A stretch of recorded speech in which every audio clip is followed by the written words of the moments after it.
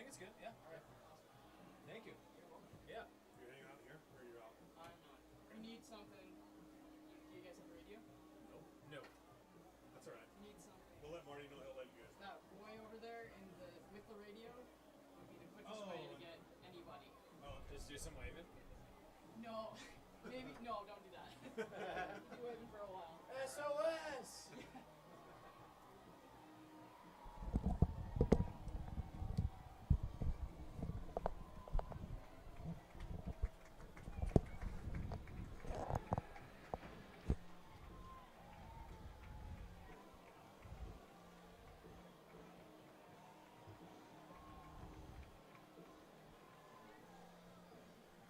Good.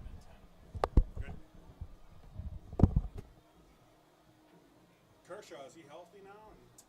He is healthy. Had a good start when he came back.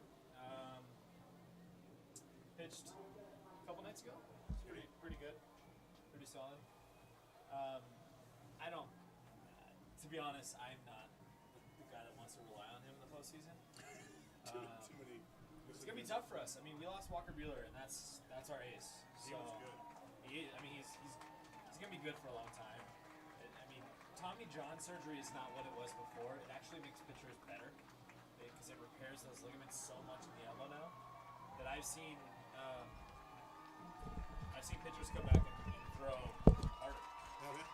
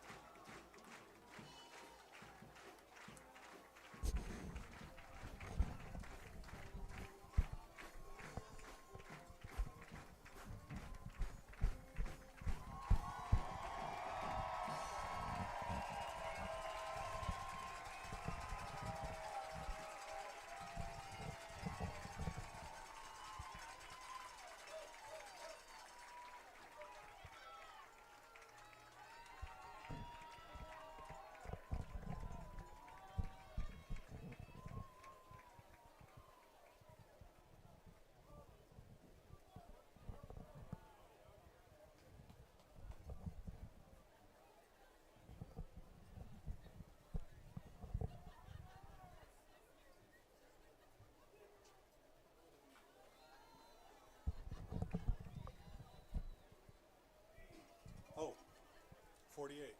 Carroll, Rickman.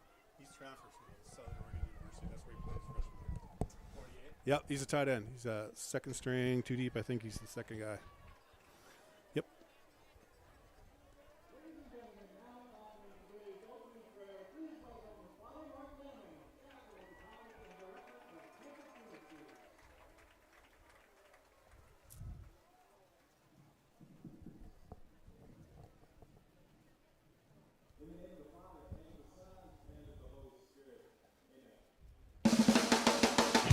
It's the Game of the Week, brought to you by the Montana Chevy Dealers.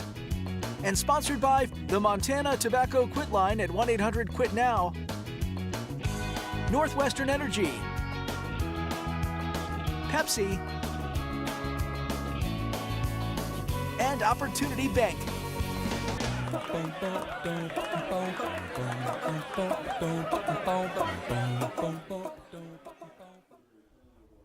Good afternoon, everybody, and welcome to Carroll College, the Nelson Stadium in Helena, Montana. I'm Joe McMahon alongside Austin Parr, and together we have the privilege of bringing you this Frontier Conference Showdown, Austin, featuring the Southern Oregon University Raiders and the homestanding Carroll College Fighting Saints.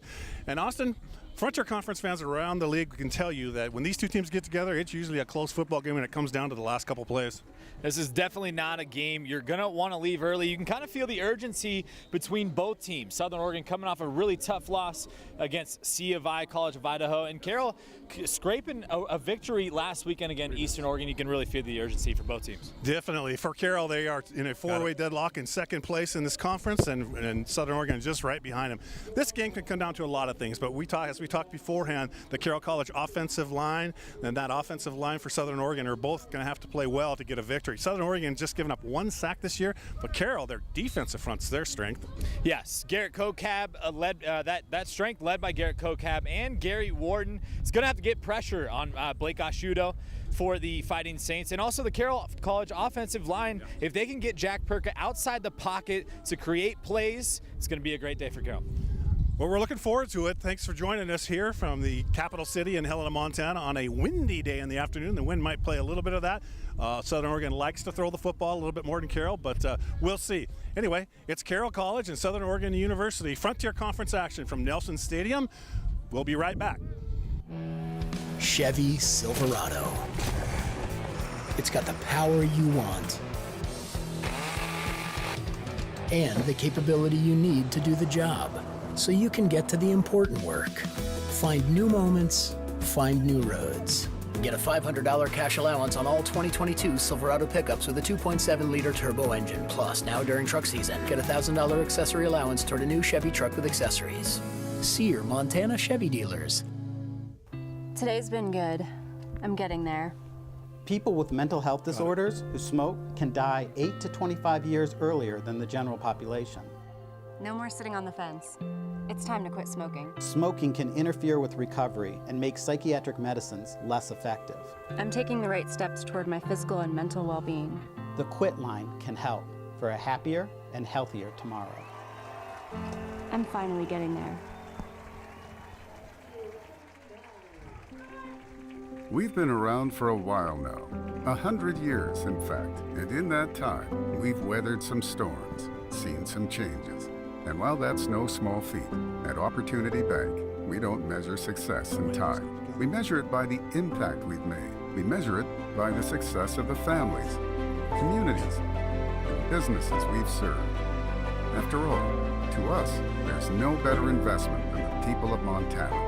We're celebrating our 100th year in business, and we're calling it the Big 100. It's a celebration of this community, the good people who live here, and the businesses we've helped build across 100 years. We've been serving Montanans to the very best of our ability for the past century. And this year, we plan to tell 100 stories, share 100 lessons, and give 100 gifts.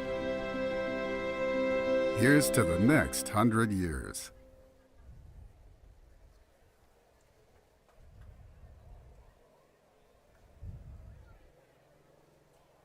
Welcome, everybody. Welcome back to Nelson Stadium. It is Frontier Conference football time. Joe McMahon along with Austin Parr. Austin, this is shaping up to be an excellent football game. I can't wait to get it underway, as you got two teams here who are in desperate need of a win. For Carroll, they are locked up in the second place with 4 other teams in the Frontier Conference. And for Southern Utah University, and you can see the helicopter coming over here, but Southern Oregon University, they are looking for a win after just a devastating loss at home last week. In order for them to get a win, too, it's going to be 4 of the next 5 on the road for the Raiders. And for Carroll, they got to use that momentum from Eastern Oregon last week, not only take care of victory here today, but also moving forward if they want to catch a share of that Frontier Conference title. Sure. And while the captains meet out of the center field, we can talk a little bit about last week for both these teams. Austin, for Carroll College, it was Spencer Bergert, the freshman from Billings West, coming up big for him with that game-winning field goal with, 20 seconds left to go in the game. And that proved to be the difference, but, boy, they had their hands full with Eastern Oregon. Absolutely, and it came down to the fourth quarter. It was a wild finish there. There was a fumble recovery for the touchdown for Eastern Oregon. Carroll ends up blocking the PAT attempt, returning it back, which actually turned out to be one of the biggest plays of the game. Garrett Kokab was the one that got the block. Return for a rare 2-point conversion, which ended up that game-winning field goal in the fourth quarter. That was the difference. Yep. 2 points. Ends up giving him the win. And then Southern Oregon University, man, the first half they played their hearts out against the College of Idaho, the team that's on top of the Frontier Conference right now. But I'll tell you what, lightning literally struck in the second half. Biggest thing for Southern Oregon is they have to feel that they can hang with a lot of these teams. They've been in every single game. Yes, they only have 1 win on the season so far, but like you said, I mean, they were up 21-17, I believe it was, before they gave up the rest of the game. The biggest thing for Southern Oregon today is going to be that front line on the defensive side, because they did give up over 180 rushing yards to C of I from that point where they had the lead. So it's a big thing to watch out for, is that front 4 for Southern Oregon and for the Raiders today. Looks like the Saints have won the toss. They've elected to defer, and we are set to go. So Southern Oregon University will have the ball to start the game, I believe. We'll keep an eye on the weather. I mean, it's absolutely beautiful out here, but it is windy. We got a nice breeze, should be maybe 20, 30 miles an hour, so the special teams game actually might play a huge factor in today's game. Definitely, and a good point there, because for Southern Oregon University, it doesn't get much better than Stokes Patello. He is number 6, I think, in punt returns and 7th in kickoff returns. This kid he's the lightning in a bottle, and for Carroll, they're going to have to corral him and be ready to go. So it's going to come down to a number of things, but it always seems to be a game where football is a game where it's won or lost in the fronts. And for Carroll College, their strength is their defensive front, and I think for Southern Oregon University, they hang their hat on the fact that their quarterback has only been sacked once in 3 games. That offensive line, we were talking about this earlier. The interesting part about that is they're young. There's only one senior on that front for the Southern Oregon Raiders. They're going to have to protect Blake Ashudo today, and if they can, they will have success on offense. And the other side, for Carroll too, it's the same thing with the offensive line. If they can block for that two-headed monster up front at running back for the Fighting Saints, and then be able to get Jack Perka, outside, let him use his legs and use that arm to throw receivers open and make plays, we got ourselves a ball game. Should be a great game. I'm also wondering how much travel will play into this, as it's a long ways from Ashland, Oregon to Helena, Montana. So the Raiders making that trip out here, and they've made longer ones. I went to Havre a couple weeks ago. So the wind already affecting the kickoff there. Yeah. Ball falling off the tee. It's something to watch all game long. So we are set to go. Patello is back deep to return this. He's back there, the other return man for the Raiders. It includes Stokes Patello, I mentioned, and he's Braden Sully. Braden Sully, is the other one. And this one will sail through the end zone, and they'll bring it back out and start over here at 1st and 10 from the 25-yard line. So you would expect that to sail through the end, but especially with that wind at the back that we just talked about, as Austin said, about 20-mile-an-hour wind. Downwind there, so that one definitely helped out the kicker. Sailed through the end zone. So here's the defensive front for Carroll College. Very strong, very athletic, led by a couple of seniors, Warden and Kokab out there. But they've got some younger kids that are filling in as well and spelling those guys, so they're pretty deep. Gary Warden, interesting fact about him. I spoke with him, earlier in the preseason. He increased his workout regimen in the offseason, put on about 20, 30 pounds of muscle. Right off the top, Patello firing it down the field and in and out of the hands. He's the intended receiver, number 1 for Southern Oregon University, and that's Christian Graney. The wind right away, a factor there. Looked like the ball was a bit underthrown to that receiver. Southern Oregon going into the wind on this drive, so we'll definitely keep an eye on that. It's going to take Blake Ashudo a while to adjust a little bit to this wind, especially throwing into it. Throwing with it's almost as hard, as difficult. Your ball tends to sail a little bit. So Ashudo, quick screen, receiver screen, ball's out. And on it right away, picking up that first turnover as Carroll College comes up with it as number 3 for the Fighting Saints. That's Peyton Howe. No, Jacob Rest with that pickup. So it'll be 1st and 10 for Carroll College. Big turnover, Austin. Southern Oregon looking to get that offensive line on the screen game. Got it out there. I mean, he had a lot of room to run, but you got to protect that football. It's a beautiful strip there. Carroll comes up with a huge early turnover. Let's see if they can take advantage of that field possession. Yeah, and on the strip, I think, was Cormac Ben, but I'm not sure. We'll have to see if we can get that. Perka out of the gun. One man on his left hip. He's going to come out throwing the football complete. First shot. I think that's important for Carroll to establish that right away. One of his favorite targets, Chris Ackelson. That's something that, they want to do with Perka is get him comfortable. I think that's the biggest thing. If you can, get him a couple plays early, maybe he'll be able to settle in faster than he has in the last couple weeks. And Ackelson, if I remember right, just a freshman? Is that correct? Redshirt freshman, yeah, out of Bremerton, Washington. 6'2", 200 pounds, big receiver. So Perka on a 2nd and short. 3 men, as you can see, over to the right side. That's Harrison in motion across the formation. He'll reset. Again, the ball out of his hands quickly, and I think that's Collins on the catch. Doing what he does best, makes people miss. The Southern Oregon Raiders had a chance to tackle him for possibly a loss. But he broke 2 tackles and was able to get the first down for Carroll. Perka getting the ball out quickly, just like you said. I mean, that's the biggest thing. That's his security blanket, is what we like to call it. Tony Collins, big tight end. And Tony, one of the few seniors on the Carroll team. Carroll's not loaded with seniors this year either. We mentioned the youth on Southern Oregon, especially on their front. There we go. It's Kraft, I believe, coming off the right side and rumbles ahead. Pretty good game. Picks up about 6. First part of that 2-headed monster in the backfield. Duncan Kraft has been solid all year long, and he filled in greatly last year when Matt Burgess went down with that injury. And what a treasure it is for the Saints to have 2 backs like Burgess and Kraft. I mean, one's great, but yeah. Something that Perka can rely on as a quarterback, somebody who has played quarterback myself. It's always great to have a strong running game. So Perka on a 2nd and 4. It's Kraft again this time, and for Southern Oregon University, great job of getting a hold of his jersey and pulling him down. Number 44, Jake Rosino, who leads the Frontier Conference in tackles per game at 10. He had 15 last week in that loss to College of Idaho. That's a busy day. I think he was about 4 tackles away from the Red Raider record last week. See him on the replay, just gets a hold of that jersey, and he's not going to let go. It's going to be that front 4 against this offensive line, very experienced offensive line for the Carroll College. Carroll's come out and really balanced it, maybe throwing a few more than running the football, because rushing really is their game. 58% of the time they're going to run it. There we go again. Kraft on the left side, looking to get to the edge, gets there. He gets pushed out of bounds, but not before a big gain. Shoved him out, number 22 defensively. Throws him out. That's Nolan Reinfort. But a nice run. This is exactly what they're trying to do is get the runners on the outside, get the running backs on the outside, and let them turn the corner, use that speed. Duncan Kraft, he makes one arm tackle miss there. As soon as he gets to the corner, he is very, very fast and very effective, as you can see on that first time run.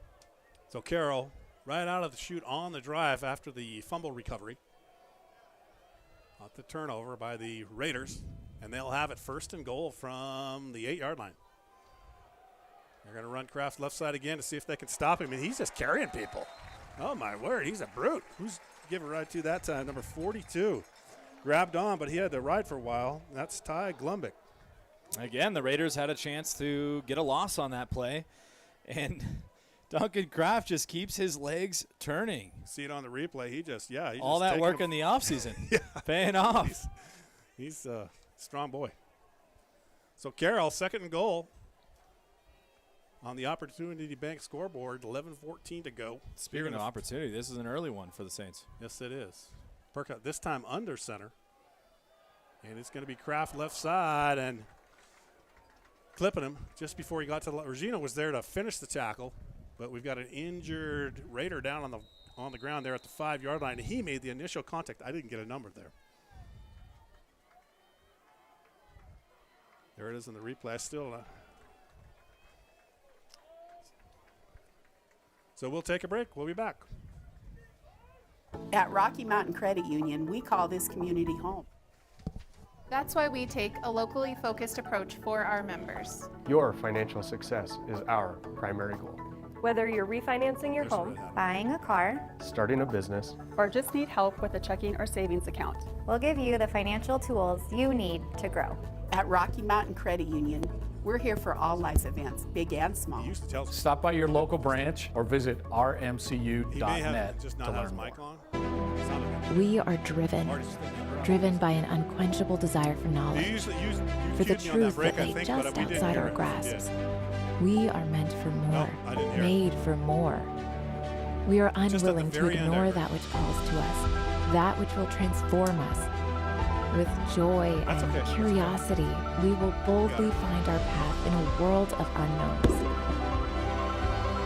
At Carroll College, We are here for the adventure. Montana Heat. Since before the birth of America, the Army National Guard has stood ready to answer the call to defend and protect the nation. Army National Guard soldiers share in an enduring commitment to serve their state in times of crisis and defend their nation in times of conflict. The men and women of the Army National Guard serve part-time in their own communities and have a stake in its continued security. To learn all about the benefits of becoming a soldier in the Army National Guard, visit nationalguard.com. Back at Nelson Stadium, Joe McMahon along with Austin Parr, and Carroll faces the 3rd and goal here inside the Raider 5-yard line. It's Perkins looking to throw the football. He's going to scramble, turn, and throws it low, incomplete, looking for Harrison at the goal line. Good coverage that time, and good pressure by the defensive front for Southern Oregon University. Right in his face right away was Ty Glumbeck, the sophomore out of Lake Oswego, California. Some good pressure that time. You really didn't have much time. You mentioned earlier when we were chatting that for Perkins, it's better if he gets out of the pocket. That time he set up and stood there, and it kind of collapsed around him. Yeah, I mean, the biggest thing for that play right there, too, is if he had maybe a second or two longer, Harrison actually was wide open early on the slant. I was watching on the backside of the end zone.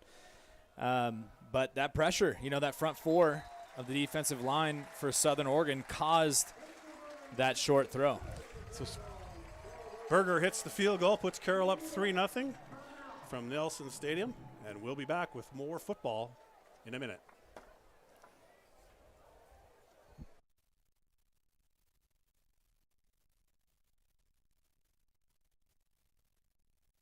I'm a design build contractor. Besides getting a permit, we make sure to call 811 before starting every job. It's difficult to tell where Northwestern Energy's natural gas pipelines are exactly. They could be right where we're digging, even if the homeowner doesn't use natural gas. And obviously, we don't want to cut off someone's power or cause an explosion. My crew is like my family. I want to keep them safe. If calling 811 can save their lives, that's an easy call to make.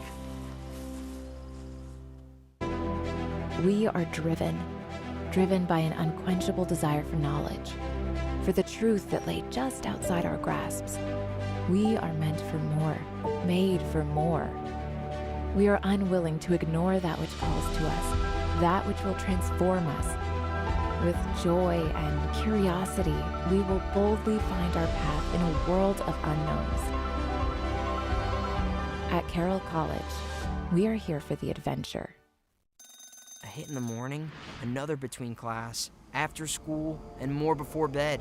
Vaping sucks you in quick. Not to mention all the chemicals and health problems everyone's talking about.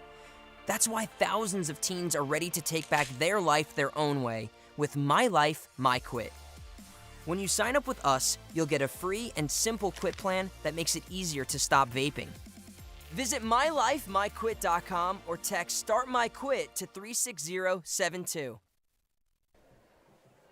Hey, welcome back, everybody, to Nelson Stadium on the campus of Carroll College on a beautiful fall afternoon here in Helena, Montana, the capital city, Queen City. Carroll jumps out to a 3-0 lead, takes advantage of the turnover, got the ball 1st and goal at the 8-yard line. Unable to crack that goal line, however, ended up with 3, Austin.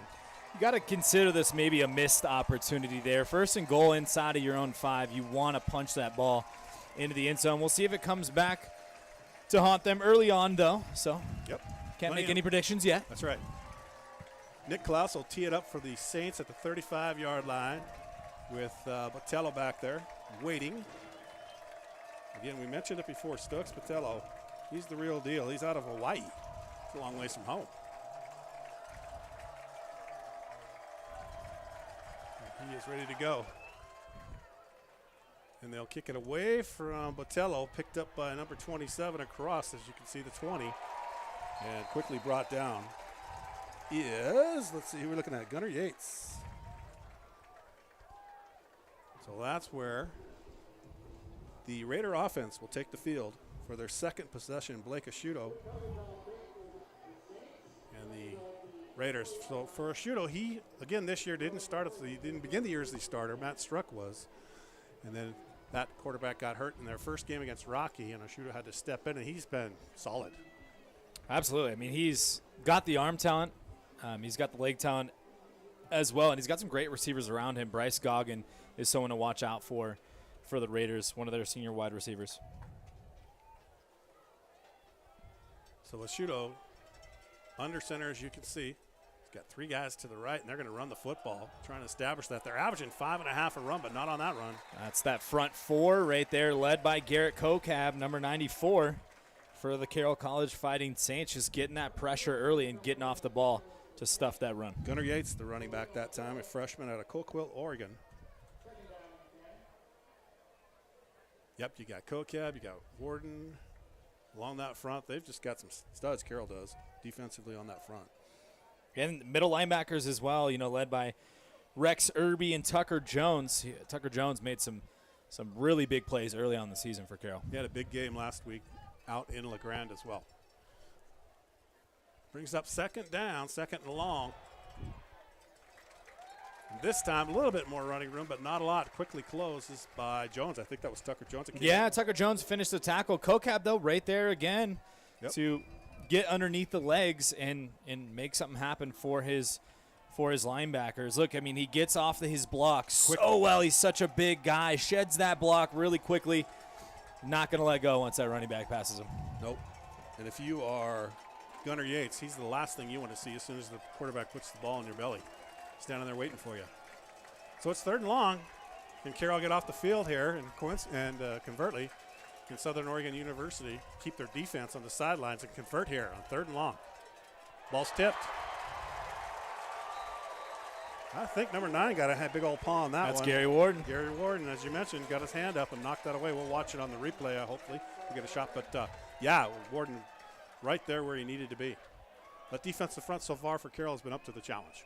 It's a young, we talked about it in the pregame. It's a young offensive line. They are very good, very talented, but as you can see, yep, that's big. Gary Warden got his hand up there, exactly what you're taught as a defensive lineman. If you can't get to the quarterback, get those big paws up there and see if you can get a hand on the football. So Carroll's going to get the football back. Jaden Harrison back to return. He's standing on his own 30-yard line. And the punt is going to go not very far. Carroll sideline saying, get away from it, just let it bounce. And it's going to be, the line of scrimmage was a 32-yard line. They're going to put this one down at the 39. Is that a 7-yard punt? So the Saints will have it. 1st and 10 in the Raider territory when we return after these messages. Not all tires are created equally. Some tires take 50 to 60 more feet to stop, and you don't need that on our Montana wintry roads. Stop by one of our 2 locations in Helena and let our knowledgeable team help you find the right tires for you, your family, and your vehicle this winter season.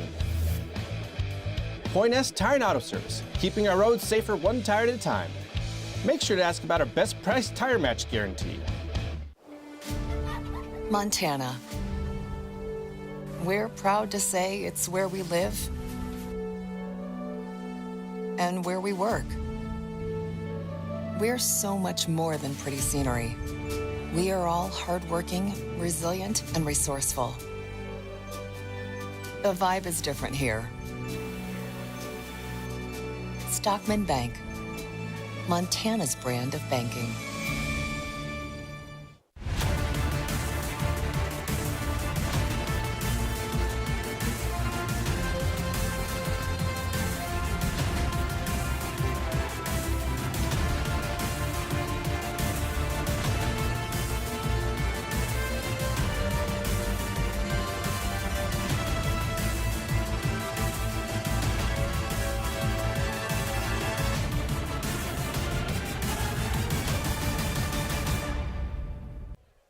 Back at Nelson Stadium on the campus of Carroll College here in Helena, Montana. Great crowd on hand. A lot of purple in the stands.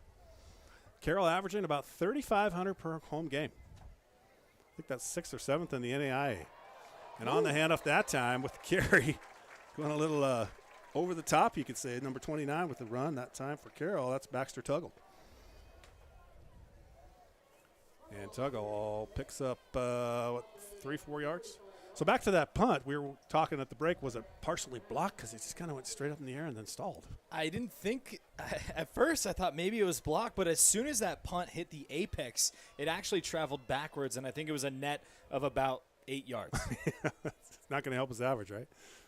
So Perka out of the gun is going to give it again to Tuggle. He'll try that left side. They love that left side. They really are fond of running that direction.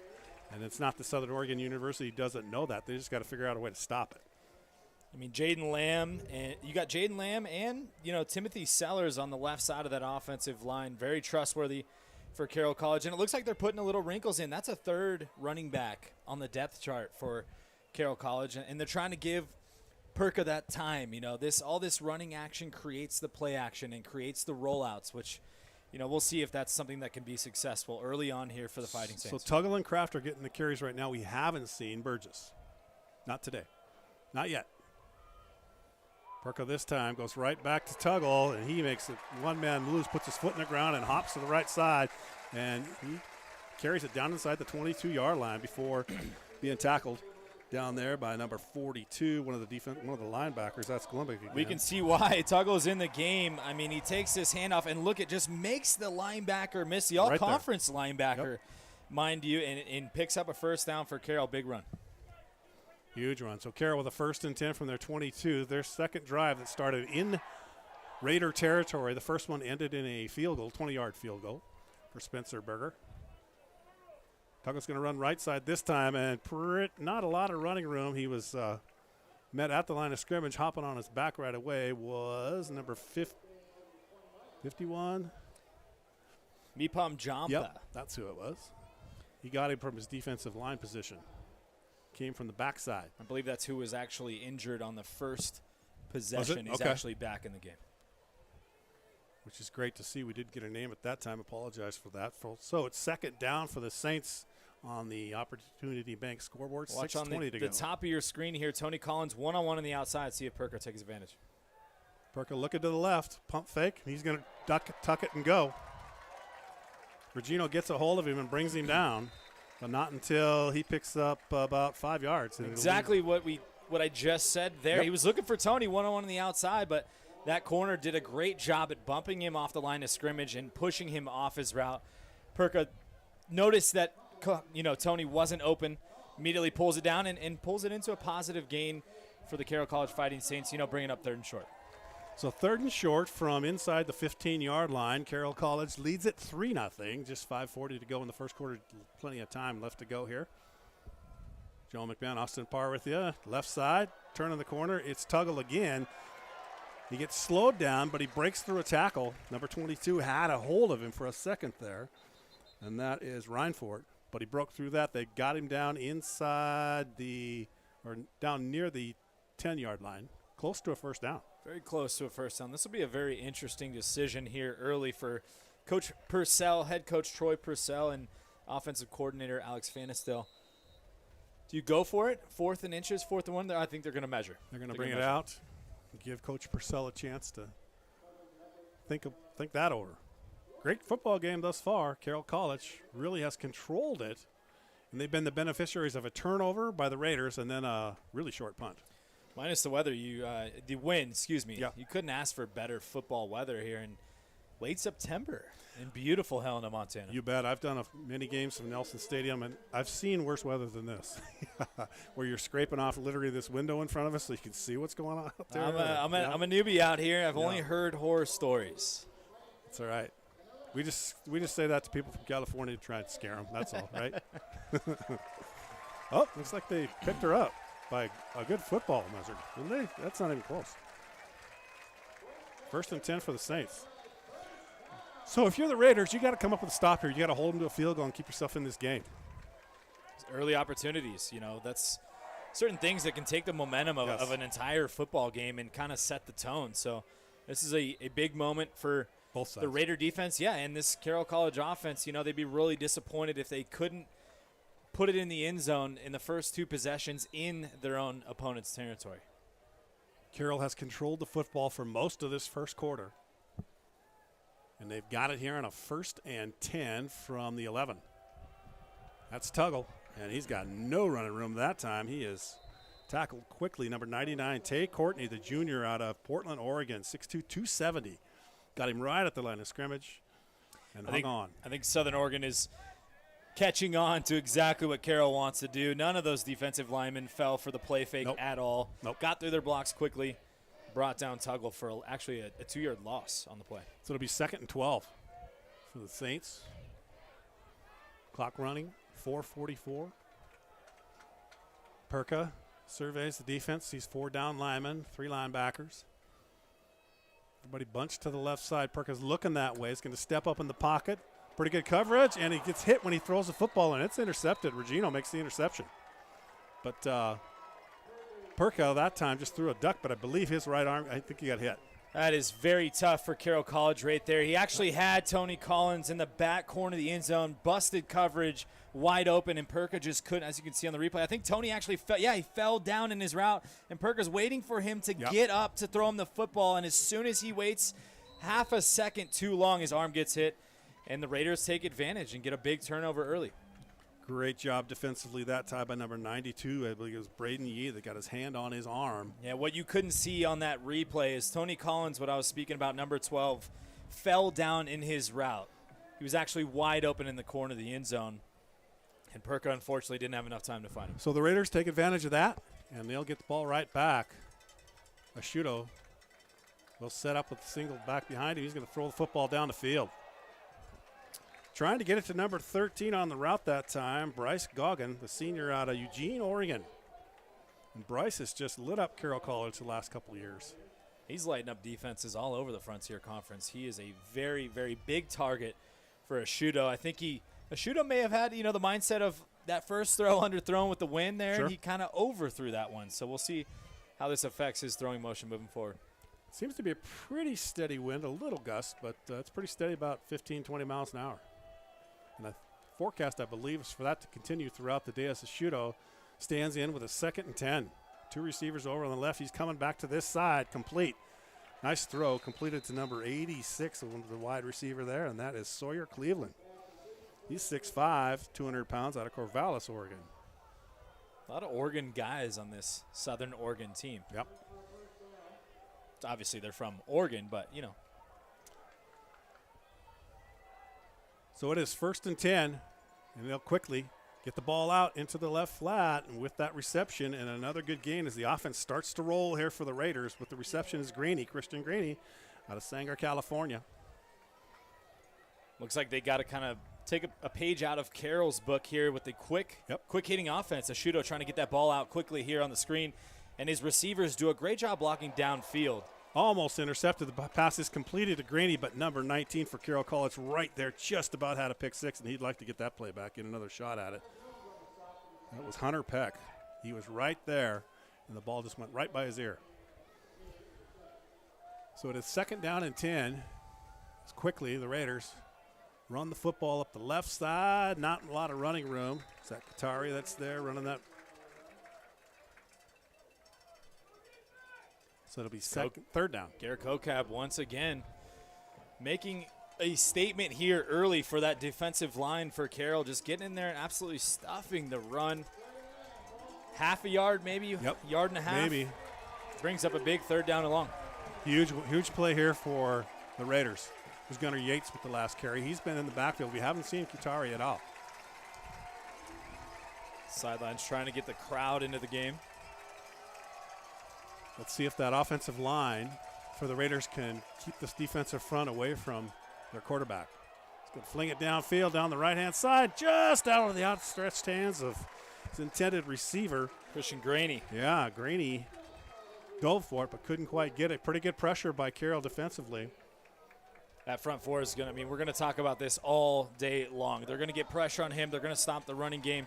And right there, they just didn't give Ashuto enough time to hit his target. He overthrew him by about 4 yards. Well, he got back set up, and they were there, so he had to get rid of it a little early.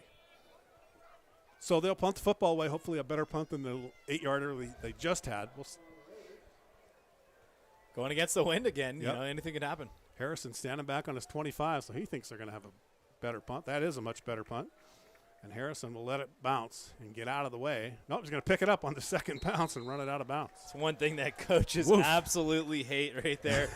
As an athlete, you're going to try to make a play. You want to make something happen for your team right there. But when you see the punt is not a good one and you're telling all your other players to get away, and then you pick it up as a player and you got no blockers in front of you, that's when disasters can strike right here. As he picks it up at the last second, nowhere to run. Yeah, right in front of his coach, too. That's you better not fumble it. Yeah. So Carroll back out for their third possession. They lead it 3-0, 2:30 to go here on the Opportunity Bank scoreboard. Joe McMahon, Austin Parr with you on a beautiful fall day. Quickly out to Harrison, Perka, and they turn him around and get him stopped after a gain of about 4. Pretty good coverage that time, but Perka made a good throw. Coverage by Seth Miller. It's a good throw and a good route here. I mean, just get it done quickly, get out, get that 5 yard, put that foot in the ground, get to the outside, look for the football. It's exactly what they're looking for. So Carroll on a second and call it 5.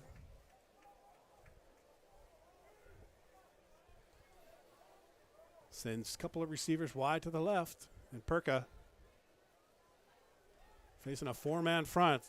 Wide receiver screen, they'll get it out. Good block on the corner, and they'll run him out of bounds, but I think he's got enough for the first down. Is that Ackleshin? Yes, Alex Ackleshin. That's one of Perka's favorite targets on the swing pass there. It looks like from the Raider defense early on, is they're going to dare Perka to throw the ball here. One-on-one coverage on the outside. Harrison does a great job blocking for Ackleshin. Takes that screen pass, gets just enough for the first down. Carroll's starting to drive. So Carroll, this is their third possession. The first one they've started in their own territory. The first 2 started inside the 50-yard line, down there around the 40 for the Raiders. And Carroll leads it 3-0 early on here from Nelson Stadium. Perka pulls it back out. It's going to look to throw it. Now he's going to run. Tuck it and go. Probably a good decision. Everybody's covered. Instead of forcing it, he's going to pick up 5 and live for the next down. I think the biggest thing there, too, is he kind of feels that pressure coming, right? You have a time clock in your head as a quarterback, 2 seconds, 3 seconds. That ball's got to be out of there. And if it's not, as you can see, if that ball's not out of there, he knows he's either got to release the ball or just take off on his feet and create something, make a play happen. He actually gained about 4 or 5 yards there. So speaking as a former quarterback, Austin, you had mentioned that. So has the time clock ever been off by a couple seconds and you got nailed? Yeah. I never played a quarterback at a tackle football level. I played tight end in high school. There you go. But I did play for quarterback for some flag football leagues. A little bit different. Sure. But still the same mindset. Collins on a quick screen. And he'll actually lose a yard. Great coverage that time and quickly closing on that play for Southern Oregon University. Number 24 was out there in a hurry, and that is Sente Borja. Trying to get the ball out quickly to one of Perka's playmakers, Mr. Tony Collins. And, Southern Oregon did a great job rallying to the football there and creating a loss on the play. Looks like the first quarter's come to an end. It has on the Opportunity Bank scoreboard. Carroll College leads it 3-0. Quarter number 1 in the books. We're back with more football after this.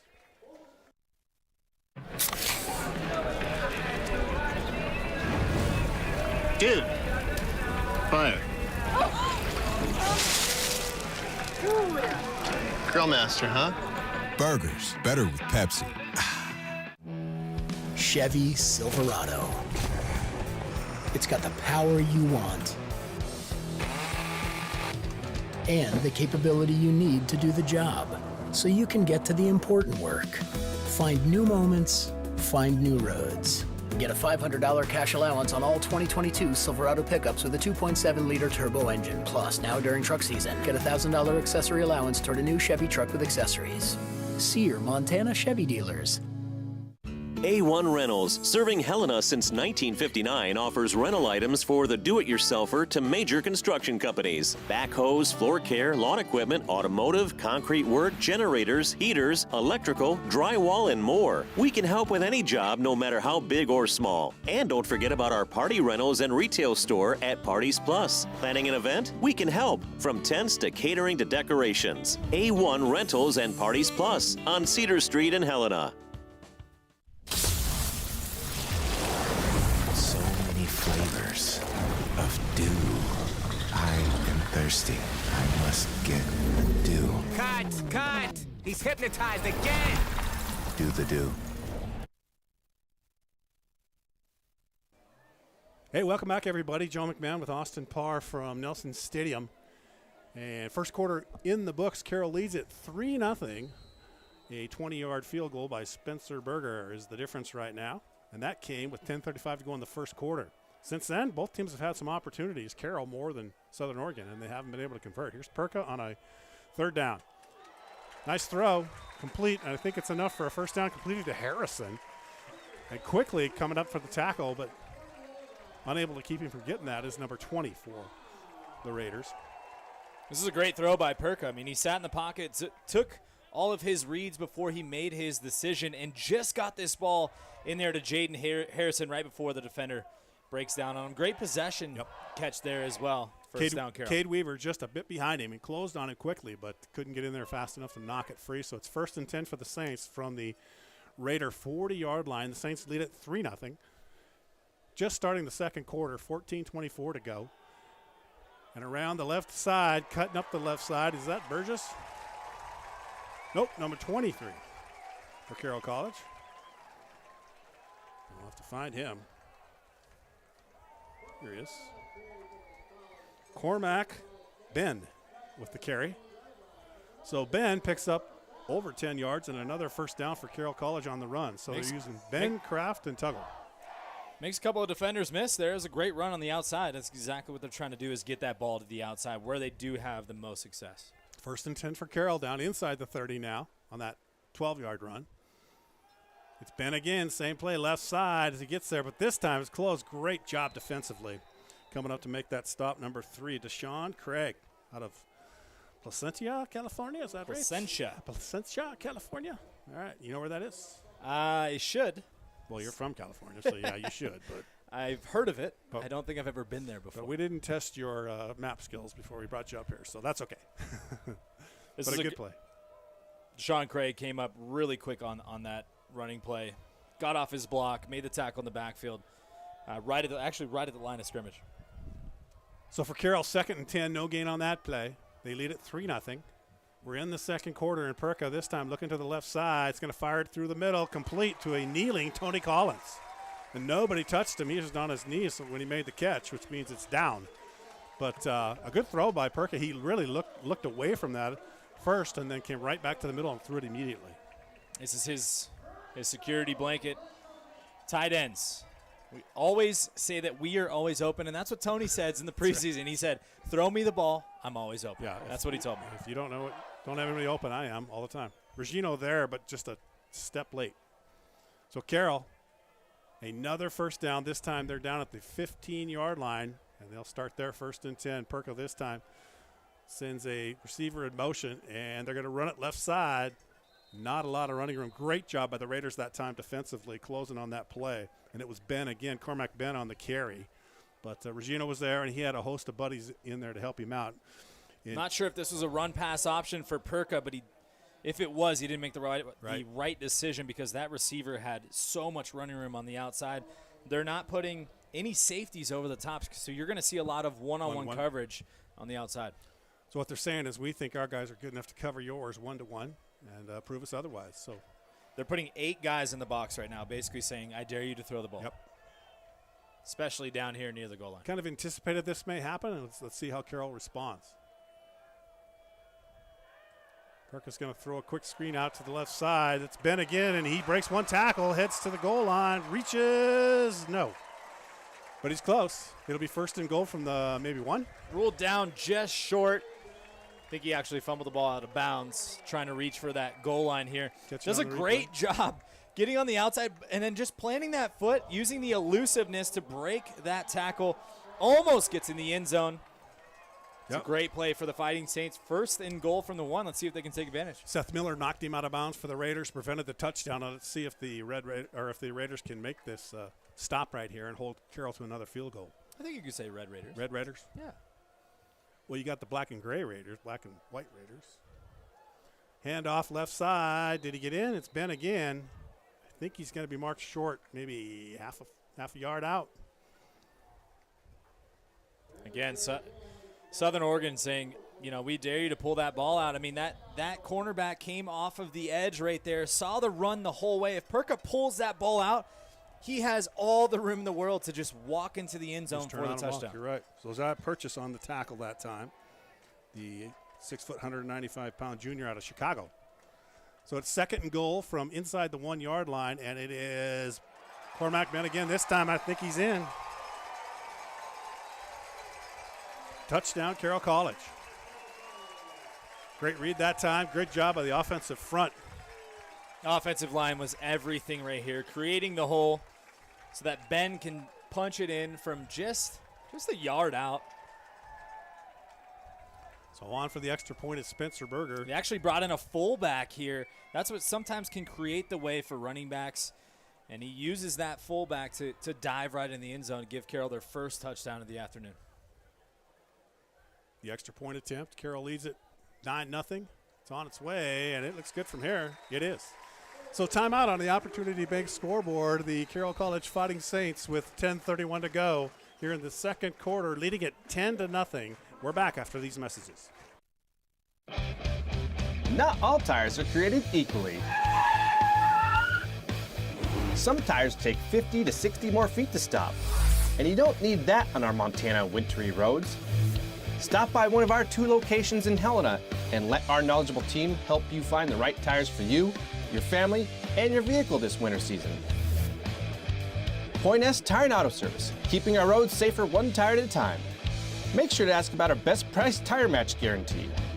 I don't feel like just another account. I actually feel like a person and a friend and part of a community. We came to Ascent because we knew that they would look beyond the credit score at character. At the Myrna Loy, we have a mission, and we work with Ascent Bank because they work that way too. At Ascent Bank, we believe banking is more than providing financial services. It's starting to think outside the box for the benefit of our customers, because that benefits them, and that's the right thing to do. Ascent Bank, equal housing lender, member FDIC. It's 7 a.m., and Mike is reading Plato. He's trying to get ahead of the other 6 kids in his ethics class. Pretty soon, he's going to grab some breakfast with his friends. After that, he's meeting with Dr. Klein about his thesis on partial differential equations. Later, he's got a meeting about a possible internship. And after that, practice. Big meet against Montana State tomorrow. He's got a busy week. He's got a busy life. But for right now, it's 7 a.m., and Mike is reading Plato. Carroll College. Not for school, but for life. Stadium, Joe McMahon with Austin Parr. And Austin, we talked at the pregame a little bit about some of the challenges for both ball clubs here, and one of them was for Carroll to keep their offense on the field and keep that, keep the air game from the Raiders under control a little bit that way by time of possession, by dominating. I think they've done that here in the first quarter and a half. I think the biggest thing that we were also talking about is depth with other programs, right? So Carroll's really showing their depth, putting in a third and fourth running back into this offense, and it proved to be a big turning point in that drive. Huge turning point. That time it was all Cormac Ben who was the lead guy. We've seen Kraft, we've seen Tuggle, we've seen Ben. We have not seen Burgess yet today. So a short kick is covered up at the 24-yard line, and that's where the Raiders will take it first and 10. I think the game plan is to keep the ball away from Stokes Patello the entire game. They are not kicking that ball near him. I remember him last year, and he just wreaked havoc on the Saints. He was everywhere. Miles Montgomery that time covered it up for the Raiders, and they'll have it first and 10. Their quarterback this year started out to be Matt Struck, but he got injured in the first game against Rocky, and it's Blake Asciutto who's coming into the game. We mentioned second in the conference in passing yards. Had some opportunities so far, just hasn't quite connected with his wide receivers. The best thing that's been working for Southern Oregon is that quick pass offense. Whoops. As we see a wide receiver not on the same page as the offensive line. Pretty sure the count was on 2 there. Not on 1, and the wide receiver took off. Well, you're not down on the field, so you can't say that for sure. But right. I think just an idea as a football player. I think number 13, Bryce Goggins, would hope that was it Goggins that jumped, or was it 15? Anyway, would hope that that's number 15. Yeah, I would hope that doesn't show up in the film, or that they don't spend a lot of time. Johnny Barbie is the wide receiver. Spend a lot of time looking at that at the film, because that's a little embarrassing. So it's first and 15 this time. He was wide open. He was, yeah. He had a good opening lane there. We'll try it again. They're going to throw the ball this time right back to him. Barbie, and he fumbles the football after making the catch, and Carroll's on it. Now, was it a completed catch? Let's see what the officials say. I believe they're going to give him the catch because it was quick. We could watch it on the television here and see if we could see. But it looks like that I think he had control of the football. Very, very close. I mean, this was one of the bigger hits that you're going to see of the day from one of the leaders here on Carroll College, Zach Spearoff, number 15. lodges that ball out. I mean, that was very close. He actually caught the ball. I'm not sure if he made what we call a football move before he was hit and fumbled it down. And Spearoff is actually the one that was hurt on the play. He's up. He's walking off, which is a sigh of relief for St. fans, as he was the Frontier Conference Player of the Week Defensive Player of the Week last week. A couple of interceptions. He's the one that picked it up, a scoop and score for 2 points that you mentioned in the pregame. They really need Zach out there, and looks like he'll be able to come back out hopefully here. But, He put all of his body and weight behind that hit, and I felt it up here. My shoulder kind of launched back a little bit. Somewhere in the stands there, his parents and his mom just shuddered right there, right? Yeah. Not a parent yet, but I can only imagine Oh, boy. when your children or your grandchildren get hurt, that's got to be the worst feeling. Yeah, not good. Another big opportunity for this Saints offense here. Big turnover inside Second one, of right? Big turnover inside of Oregon Raider territory. So they ruled it a completion, a fumble. So the Saints recover. And Perka's going to roll to his right, step out of that pocket, fire it complete to Collins. There he is again, the security blanket you talked about. He'll pick up, 4 or 5 yards on that. Good job that time closing to make the tackle was number 6 for the Raiders, Seth Miller. If I'm Jack Perka and I'm looking at a target that's 6'4", 230 pounds, I'm going to find where he's located on the field and find him every single time. Tony Collins out of Fort Worth, Texas. Veteran receiver, for the Fighting Saints offense. And great job replay, guys. That showed perfectly how that quarterback led him coming across the screen. That's not as easy as it looks. He made it look easy on that throw, but you got to have trust. Yes, you do. Yes, you do. You trust he's going to be there. We got a penalty against the Raiders, a holding penalty, I believe. So Carroll will take the penalty, march it off, and get a first down out of it. I think we had a little bit of technical difficulties with the referee microphone there. So it'll be 1st and 10 for the Saints on the Opportunity Bank scoreboard. 10 minutes exactly to go with the clock running here. In quarter number 2, the Saints lead 10-0. Pitching a shutout, their defense is, and their offense trying to take advantage of another opportunity here. And this time it is Kraft who runs it on the right side. Not a lot of room, but he'll pick up a couple of yards before Regino is there to bring him down, joined by a linebacker, number 41, Tarek Moore, the senior out of San Bruno, California. This has been a dominant first half, but led by that running game. Defensive line did a great job of stopping them there, but 15 minutes total time of possession for Carroll with the ball in the first half. That's a lot. Yep. We had mentioned if they can do that in this game, control the line of time of possession, they're going to be in good shape, or they should be. Again, these two teams played twice last year. Both games decided by less than 3. In fact, the last 3 games have been decided by less than 3. Completion to Harrison from Perka, and he's pushed out of bounds, but he'll pick up a couple yards. About 3 or 4 yards short of the first down. Tried to take the defender head on and break the tackle, but I think he stepped out of bounds a little. Yeah, there you go. So it's 3rd down and 5. We'll watch it here. Jaden Harrison trying to take on that tackler. That's Josiah Purchase, but he said, Yep, pushed him right out of bounds. Good job defensively. Hit him at the point of contact. That was big. So it'll be 3rd down for the Saints. Kind of feel like this is a big 3rd down early on in this game. Momentum-wise, touchdown here could really put this game out of reach. Well, look at the opportunities Carroll has had here, Austin, in the first half, and you just don't always get those. There's Collins, but a great job. The completion to Collins, but a good job closing. Again, is number 18. We just talked about. Yeah, Purchase. He's right there. Junior, 6-foot junior, 195 pounds, DB. A beautiful tackle here on Tony Collins, and he's somebody that can really break tackles. But as soon as Collins caught that pass, Purchase was right there to bring him down. Dropped him up right away. Picked him up and dropped him. So it is 4th down. So Spencer Berger will try a field goal here. This is about the 22. Make it a 32-yard attempt. See if that wind is a factor here. It's a crosswind, so I'm not going to tell a kicker how to boot it, but he's going to hook it to the left, and it looks like he carved it through. He did. So Carroll comes up with 3 more points, and they lead it on the Opportunity Bank scoreboard, 13-0. 7:36 to go in the second quarter. We'll return in a minute. We've been around for a while now, 100 years in fact, and in that time, we've weathered some storms, seen some changes.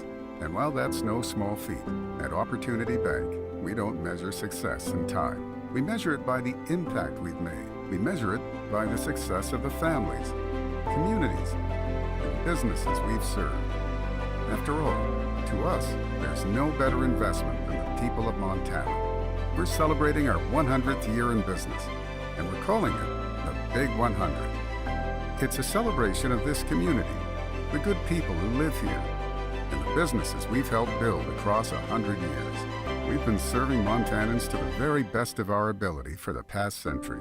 And this year, we plan to tell 100 stories, share 100 lessons, and give 100 gifts. Here's to the next 100 years. Busy is good. I'm feeling stronger. When treating drug and alcohol addiction, it is a myth that you cannot quit tobacco as well. I can work harder, longer, since I quit. In fact, those who quit tobacco during treatment are 25% more likely to stay sober. Feeling constructive rather than destructive. Decrease your risk of relapse while saving money and improving your health. Quit tobacco now. I'm finally feeling better. Back at Nelson Stadium, let's take a look at Spencer Berger converting his second field goal of the day and his fifth in a week. Curveball, Yeah. NAIA. Yeah. Special Teams Player of the Week last week. Kicked the most amount of field goals he's ever had in a game with 3, and, of course, the game winner against Eastern Oregon. Last year, this time, he's playing AA high school football for Billings West, so a big old jump for him, but he's handled it well. Spend money on his field goals. That'll keep the coach happy. Klaus puts his foot into it. It's going to scoot along. They're trying to keep it away from Botello, which is a smart move. It's picked up. Botello's going to block, but returning the ball is number 27, and he's up across the 30-yard line, brought down there. Stumbled a little bit on the pickup of the initial kickoff, but actually turned it into a really nice gain, about 20, 25 yards. Gunnar Yates. So, Carroll, you're right. They are just determined not to let Botello touch the football. That's a cool name, Gunnar. Gunnar. That's Yeah, a really Gunnar cool Yates. name. There you go. See if the Southern Oregon Raiders are going to make any adjustments on offense, or they're going to keep trying to get that ball out quickly, because Blake Asciutto, let's face it, he has had no – there's another false start again. Yep. He's had no time to throw the ball. He's got to get it out quickly. He has. Carroll has not sacked him, I don't believe. No sacks yet. But that's one to note, because the offensive front has only allowed 1 sack this year, but some pressures, definite pressure. He, as you mentioned, not a lot of time to sit back there and look.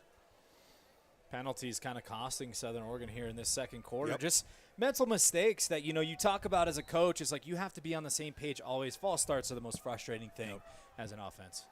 Yeah, there's not enough crowd noise to affect that snap count. You're just losing focus there. So here we go. Asciutto's going to hand it off to his tailback, trying to get to the outside. And he does so, picks up some pretty good yardage. That's number 27 on the carry. And that is, as I mentioned, Gunnar Yates, the freshman out of Oregon. Coquille, Oregon. Quick running back, makes a defender miss and does a great job at extending that play and getting those extra yards. So his 2nd and 3, there he goes again, and he'll pick up the first down. All of a sudden, the last 2 runs, I mean, we'll see this one on the replay. This offensive line had a big hole for him right there, and he exploded right through it.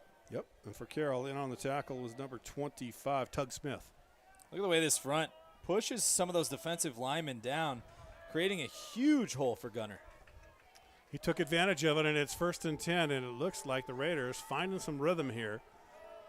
They trail it with 6:35 to go in the second quarter, 13-0 on the Opportunity Bank scoreboard. Joe McMahon, Austin Parr with you. So wide receiver screen set up nicely. Making the catch and moving ahead for a gain of a little over 10 yards was number 17 on that play, Adric Lamar. That's what we just talked about, getting that ball out quickly so that the defensive line of the Carroll College Fighting Saints doesn't have time to get their shoot on. They're going to hurry up now. Hurry up offense. Asciutto with the man wide open, fires the football, overshoots his intended receiver, number 89. That was a very dangerous pass. Even if he did catch this ball, he knew he was going to take a big hit, as we would call that. He heard some footsteps. Jackson Clemmer, the intended receiver, stops the clock, 6:06 to play. And it leaves the Raiders with a 2nd and 10 from the Saint 38-yard line. 6:06 to play here in the second quarter. Raiders coming in at 1-2. Next 4 out of the next 5 games for the Raiders on the road. And Carroll, conversely, 4 of the next 5 are right here at Nelson Stadium. They love their home cooking. Very good here at high home, snap. especially under Troy Purcell. And Ashuto did the only thing he could do, and that's catch it and fall to the ground. But very smart play. Just some focus mistakes for the Raiders here in the first half. You know, you see some false starts, and then you saw the receiver take off 2 counts ahead, and then you see that. Those kinds of things are going to drive their coach, Charlie Hall, crazy. Well, and where does that come from, though? A snap like that comes from a really powerful defensive line, right? Because you're not focusing on the fundamentals of just getting the snap off. You want to get off and get those defensive linemen onto your blocks. Yep. So that's kind of where, you know, a bad snap can come from, is a very solid defensive front. A lot of leadership on that front, on the defensive front for Carroll College, but right now, focus on or watch out for number 91, Forrest Swearell. He's in there, true freshman out of Helena High School, and he's a beast. Big third down for Southern Oregon. Ashuto's going to let it fly down the sideline, and incomplete. Good coverage that time from the Saints. Number 10 on the coverage for the Fighting Saints. Well, and the pressure, as we can see here, he knows he has to get rid of this ball early, which kind of tends to make him overthrow it. We've seen that a couple times in the first half. He has overthrown his receivers. And again, I mean, rinse and repeat. It's the defensive line of Carroll that's really making a statement in this football game. So it's 4th down. They're going to go ahead and punt the football. I think you have to. 4th and quite a ways here. 4th and 16. This is one of my favorites in the Madden football game. You try to put this ball within the 5-yard line. Oh, okay. Let's see if this kid played Madden and can do it. Maybe. Pretty good punt's going to hit on the 2-yard line and roll in. Nope. So the Saints will take over 1st and 10. They'll bring the ball out. Carroll leads at 13-0 on the Opportunity Bank scoreboard. 5:07 to go here in quarter number 2. And it looks like we've got a timeout on the field. So the Saints lead it by a couple of scores. We'll be back.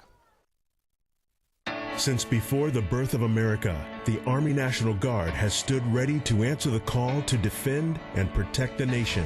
Army National Guard soldiers share in an enduring commitment to serve their state in times of crisis and defend their nation in times of conflict. The men and women of the Army National Guard serve part-time in their own communities and have a stake in its continued security. To learn all about the benefits of becoming a soldier in the Army National Guard, visit nationalguard.com. Montana. We're proud to say it's where we live and where we work. We're so much more than pretty scenery. We are all hardworking, resilient, and resourceful. The vibe is different here. Stockman Bank, Montana's brand of banking. Not all tires are created equally. Some tires take 50 to 60 more feet to stop, and you don't need that on our Montana wintry roads. Stop by one of our 2 locations in Helena and let our knowledgeable team help you find the right tires for you, your family, and your vehicle this winter season. Point S Tire and Auto Service, keeping our roads safer 1 tire at a time. Make sure to ask about our best price tire match guarantee. Back at Nelson Stadium on the campus of Carroll College on a gorgeous fall afternoon in the capital city of Helena, Montana. Carroll College, 1st and 10 from their own 20. They lead it 13-0. Left side, number 23, trying to get through there again, and they've been, just as we mentioned, they've been running a bunch of kids in there. It's Cormac Ben back in there at running back.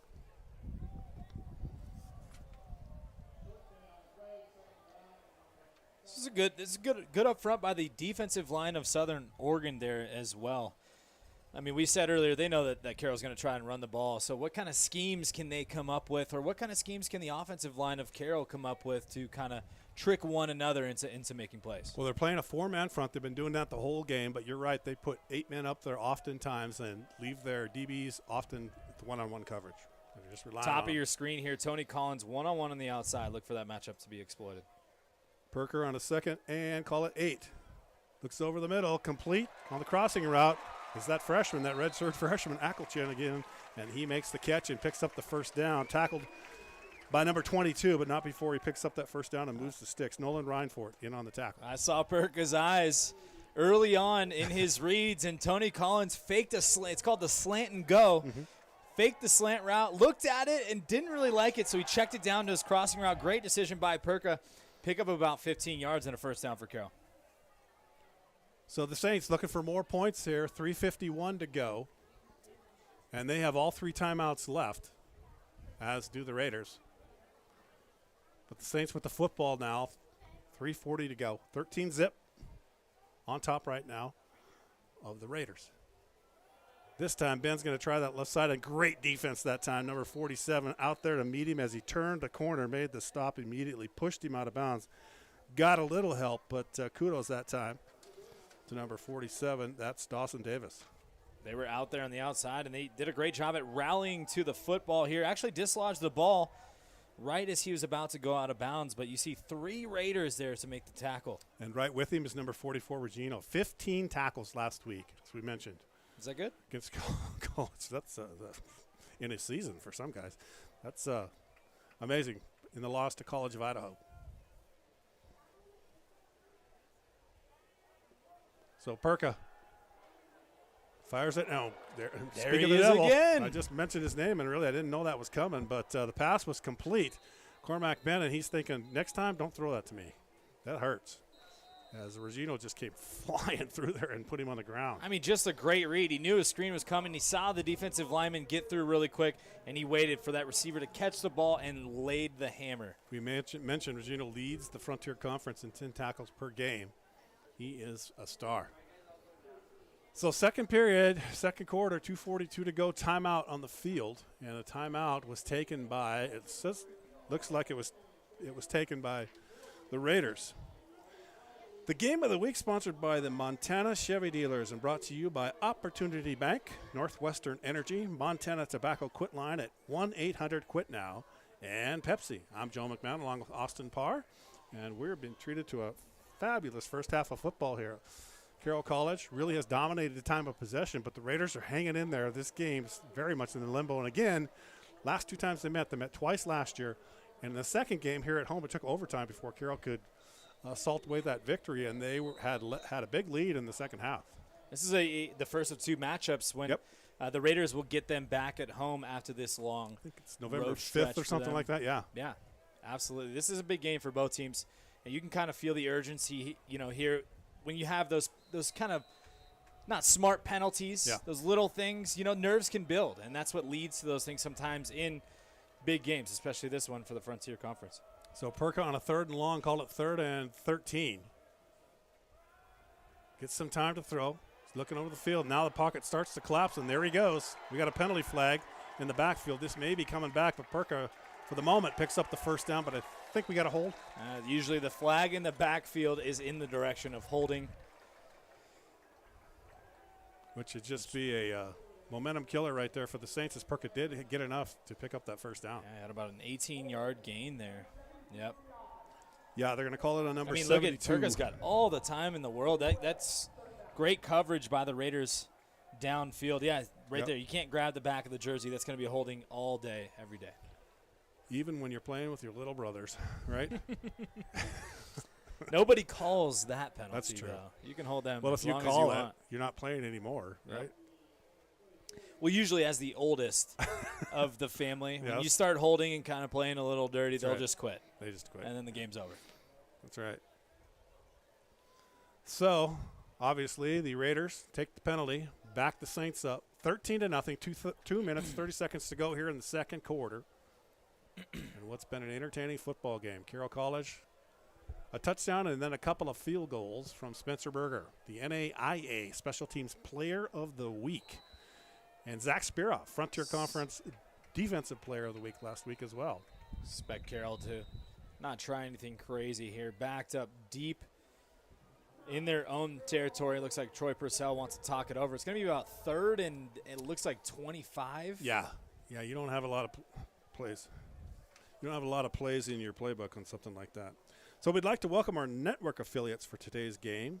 SWX in Billings, Bozeman, Butte, Great Falls, Helena, Kalispell, Missoula, Spokane, Coeur d'Alene, Yakima, and the Tri-Cities, and all across America on the Carroll College YouTube stream. We're happy to have you enjoying the game along with us. Got some family members on the Carroll College YouTube stream enjoying this game back in California, Southern California. They're saying, what are you doing in Montana? Did you get lost? Right? That's right.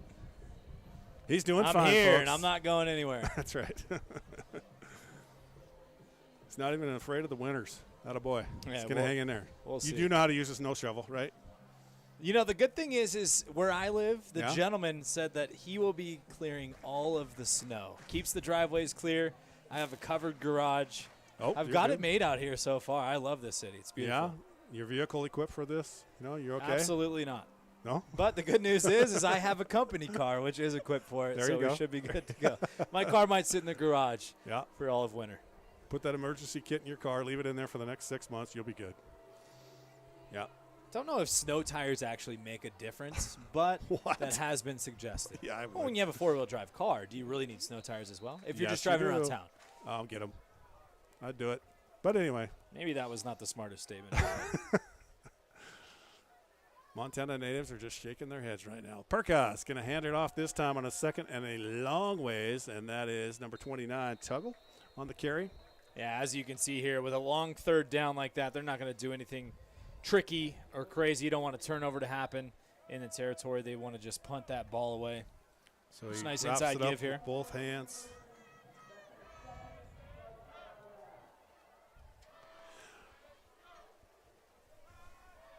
So Carroll on the final timeout, or on a timeout called by Southern Oregon University. Halftime. Stay with us.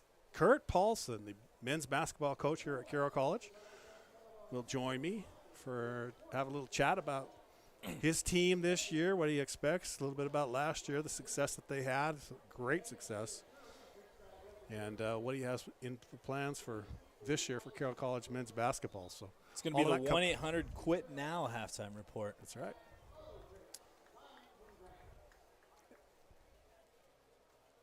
So Spencer Berger will step back to punt the football. Is this their first punt of the day? I believe it is. Believe it's the second. Might be the second. That's right. They had one earlier in the quarter. So Berger standing on his 20-yard line, approximately 19-yard line. Standing very close to the blockers. Gets it away. And it takes a sideways bounce, and they'll down it down there. It'll be 1st and 10 for the Raiders. 13-0, 2:13 to go here in quarter number 2. All right, well, Austin, it's in your hands. I'm going to go talk to Coach Paulson, so hang in there. Be back.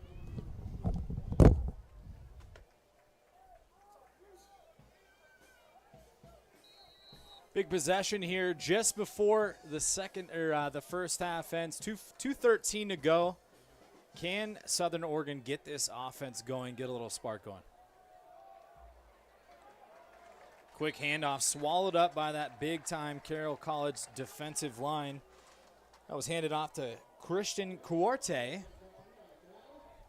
Trying to get something going so that you can get Asciato on the outside. Give him some time to find Bryce Goggin and some of those big-time wide receivers for the Raider offense. Clock running, 1:45 to go. 2nd and about 9 here for the Red Raider offense. Asciato takes a snap. Quick pass, as we've seen throughout the game. Couldn't be corralled in by Adric Lamar, sophomore out of Brentwood, California. Beautiful Brentwood, California. Mind you, passes incomplete. Brings up a big 3rd down. You feel like the momentum could go either way here if the Saints were able to hold and quite possibly get some more points before halftime, or is Southern Oregon going to turn this game around a little bit, trailing 13-0 with 1:34 left in the first half. Asciato takes a snap, looking for his receivers deep downfield. Takes off, uses his legs, as we haven't seen him scramble at all this game, but it works out for a first down, about a 13-yard gain.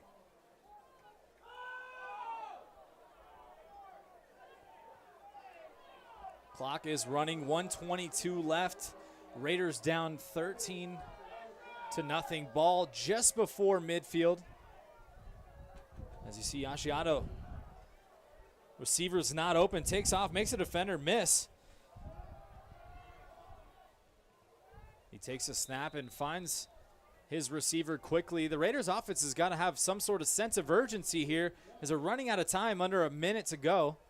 Just crossed the 50-yard line. That was completed to number 11, Nehemiah Deadman. Asciato's taking a snap. Should have been a false start. Wasn't called.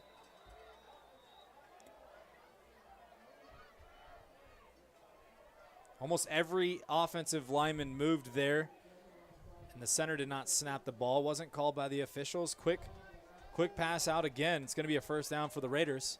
43 seconds to play. Ball on the 40-yard line.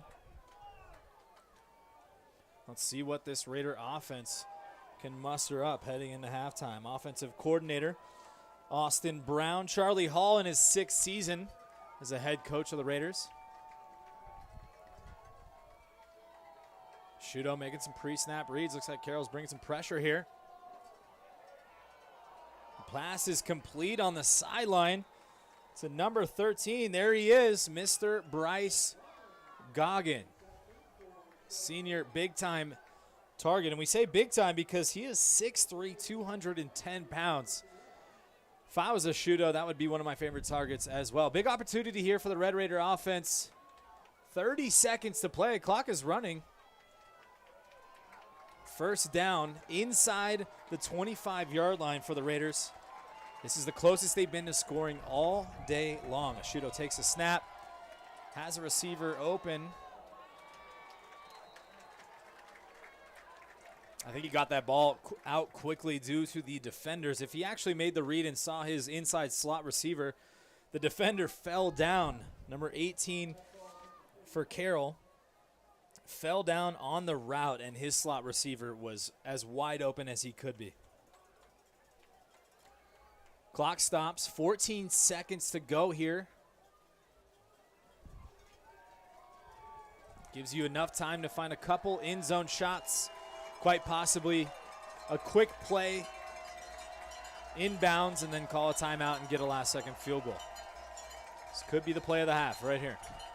Shudo takes the snap. No one open. Oh, he fumbles the football. Looks like it's recovered by Carroll. That's number 9, Gary Warden. Comes up with a huge play for the Fighting Saints. Heading into halftime, 8 seconds to go. Carroll gets the turnover. There is a flag on the play, though. You see a Shudo on the replay. A lot of time in the pocket, but takes a little bit too much time. And look at Gary, just comes up with the fumble and the turnover, but we do check the flag here.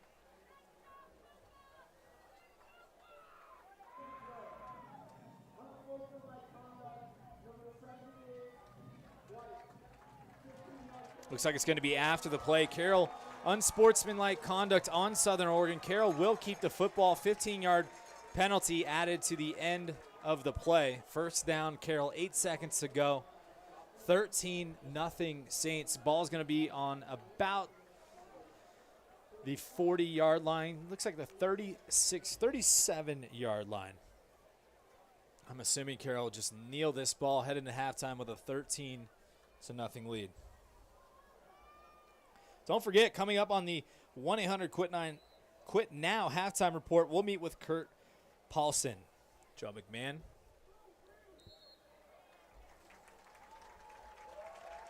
That's coming up next on the 1-800-QUIT-NOW halftime report. Carroll College with the early lead in the first half, 13-0. We'll be back right after this.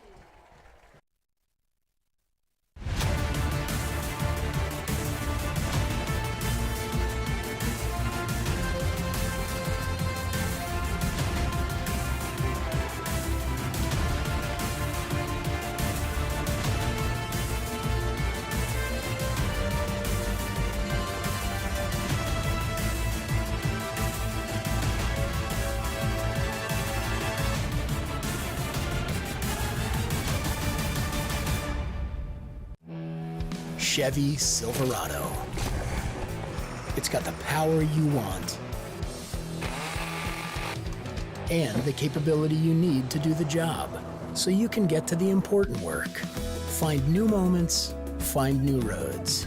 Get a $500 cash allowance on all 2022 Silverado pickups with a 2.7-liter turbo engine. Plus, now during truck season, get a $1,000 accessory allowance toward a new Chevy truck with accessories. See your Montana Chevy dealers. I'm a design build contractor. Besides getting a permit, we make sure to call 811 before starting every job. It's difficult to tell where Northwestern Energy's natural gas pipelines are exactly.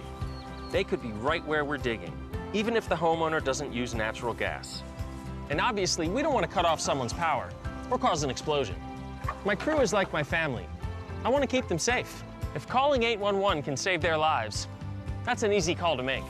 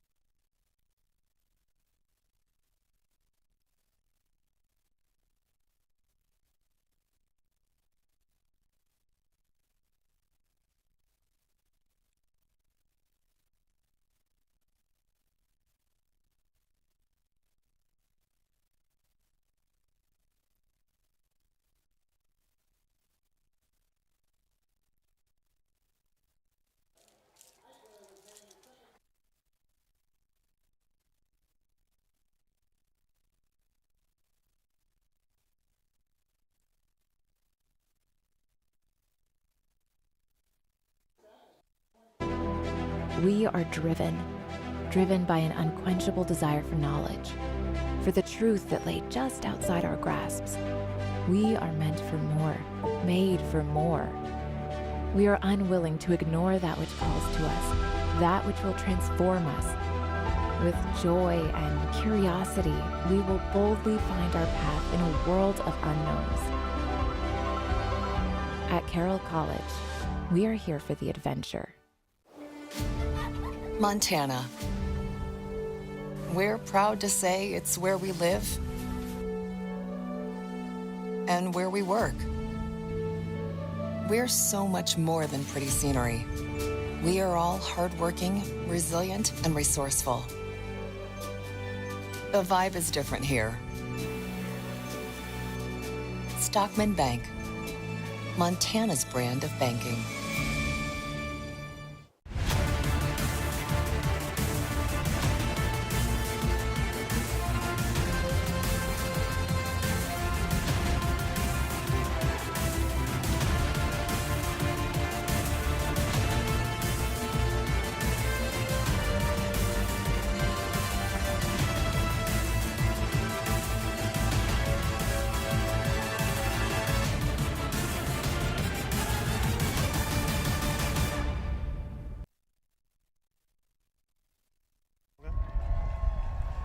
Welcome back to Nelson Stadium, everybody, on the campus of Carroll College in Helena, Montana. It is halftime, and the Fighting Saints lead 13-0, and I'm joined by Kurt Paulson, the men's basketball coach here at Carroll College. And Coach Paulson, it doesn't seem like it was that long ago that your team finished their season right here on the Carroll College in the PE Center in here in what was a great playoff game in the round of 32.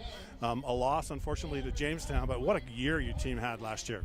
Yeah, we did have a fantastic season, and, looking forward to this group. And, 6 months flies by, and it's already basketball season again. So 6 months you didn't even think about basketball, you just laid back and took it easy?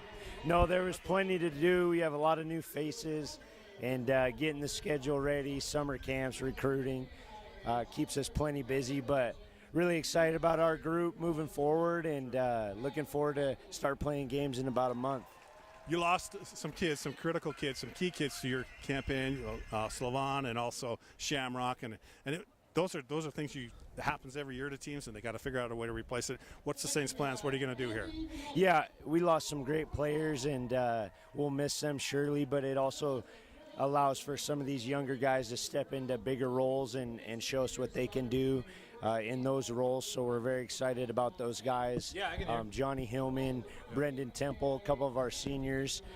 They've been playing in the Frontier for 4 years now, and they'll have to step into those roles, and we're excited to see what they can do.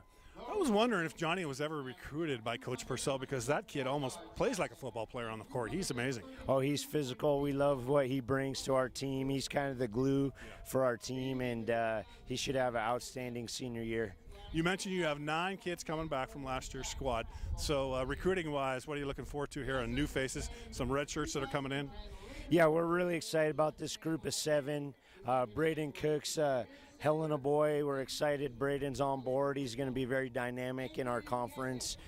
We brought in a little bit of size and athleticism, and so a lot of new faces, but they're working hard, and we're excited to see what they can do and try to get this group gelling early. Sure. And your recruiting really takes place throughout not only Montana and the Northwest, but so you've gone across the ocean a few times to get some kids. Yeah, we've got some international kids. They really like Carroll. It's a great place for the international players and everywhere in between, and Montana as well. We got Trent Rogers, another Montana kid from Bozeman, and so we're excited about this group. Definitely so, and I guess recruiting to Carroll, it's never easy to get recruits and get kids to bring them into an area that maybe they haven't been to before. But Carroll's academic, what they can offer to students coming in is far and above a lot of other schools. Yeah, the rigors of Carroll, it makes it very hard to find that right fit, but we try to find those kids who are academic first, and we do a great job of that, we feel like, and we are actually 4th in the country last year in the NAI and in GPA at 3.5 for our team, so we're extremely proud of that. That's outstanding for your ball club to be able to have that, because for so many kids this is just a 4-year thing and then they move on to life. Yeah, no, our guys are here for school, and they have big plans after Carroll, and the school sets them up for success. And what do you see? I know it's very early, but the Frontier Conference bound to be as competitive as it has been in the past? Yeah, it's going to be tough. It always is. I think a lot of new faces this year. A lot of those COVID seniors have moved on, and it'll be wide open from the start. And your first game down the road, just a little over a month away, October 28th. Yeah, we got a game October 28th, and right around the corner. Just started practice on Thursday, and it'll be here before we know it. A lot of conditioning going on. Does that include the coaches? Mostly the players. Yeah. Well, congratulations. Your coaching staff. Now, you got who else? Who's helping you this year? I was going to mention that. We got a new staff. Seth Yates is coming over from Oregon State, young guy, and then Jack Mulder is a guy we brought on board, and he works on campus, and he'll be helping out as well. So, great staff, and they're working hard. Well, Coach Paulson, we wish you the best of luck, and I can't thank you enough for joining me here on a windy afternoon, and your sons have been well behaved. Thanks for having me. Go Saints. All right. We'll be back at Nelson Stadium with more football. Again, it's halftime, 13-0. The Fighting Saints out in front of Southern Oregon University. We're back after these messages. Mountain Dew Spark might hypnotize you. You might want to stop staring. Stop staring at the delicious Mountain Dew Spark. You can hear me, right?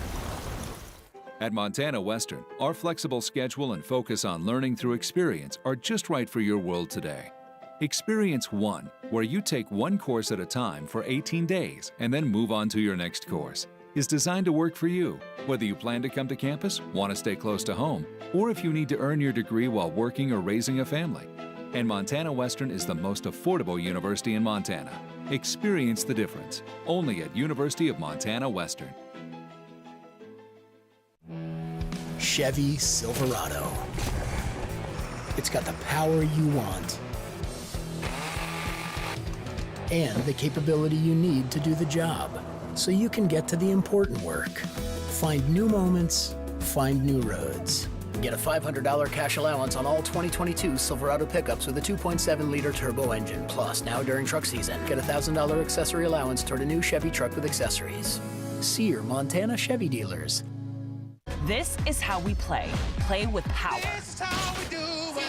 How we put a team together. This is how we pass on greatness. Because with this team to inspire us, there's nothing we can't do. Pepsi, play to inspire.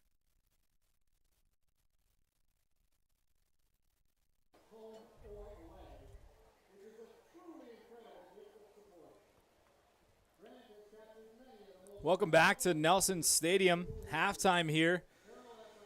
Beautiful day for football. Carroll with an early 13-0 lead. Dominated that time of possession in the first half. Almost 20 minutes of possession with the offense holding the football. A lot of opportunities for the Carroll College Fighting Saints. A couple of turnovers for Southern Oregon has kind of been the story in this one. Little faulty penalties, false starts.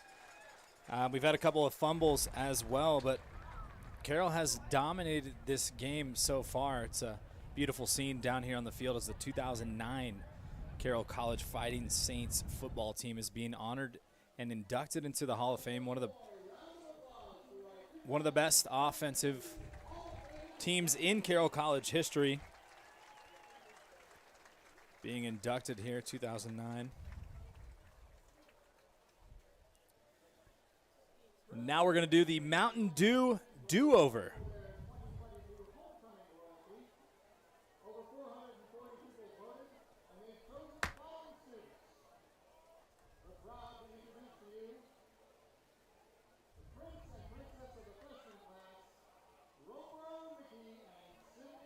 Story of the first half, Carroll College rushing attack, punching the only touchdown into the end zone, led by that experienced offensive line. And that's going to be your Mountain Dew do-over the first half. Ashuto had some opportunities. Couple of big fumbles here. Big hit by Spearoff there. And that's been the story of the first half. Quick passes for Ashuto is really all the time that he's had. They had an opportunity to score late in the first half, but a turnover by the quarterback and a fumble recovered by Gary Warden is where we are. It's 13-0 at halftime here at Nelson Stadium. Beautiful afternoon for football. We'll be back with more coverage here at Nelson Stadium. Halftime's almost over in just a minute.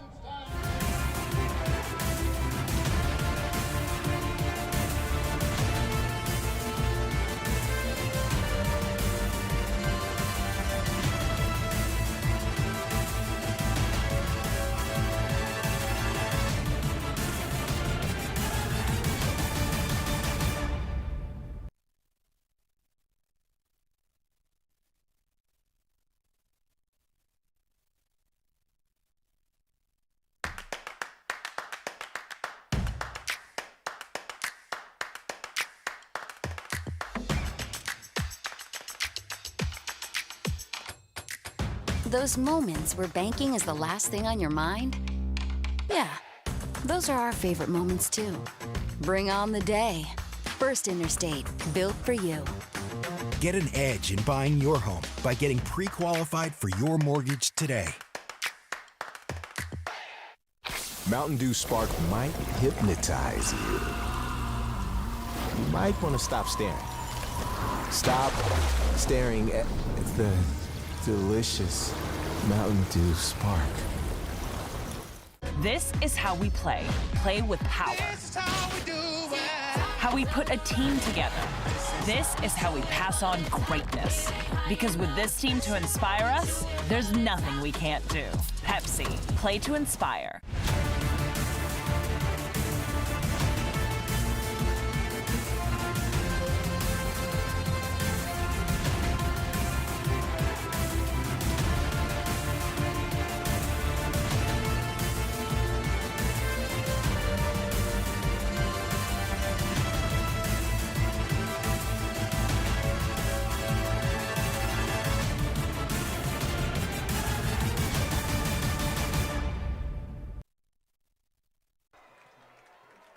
Back at Nelson Stadium on the campus of Carroll College in Helena, Montana. Joe McMahon, Austin Parr with you.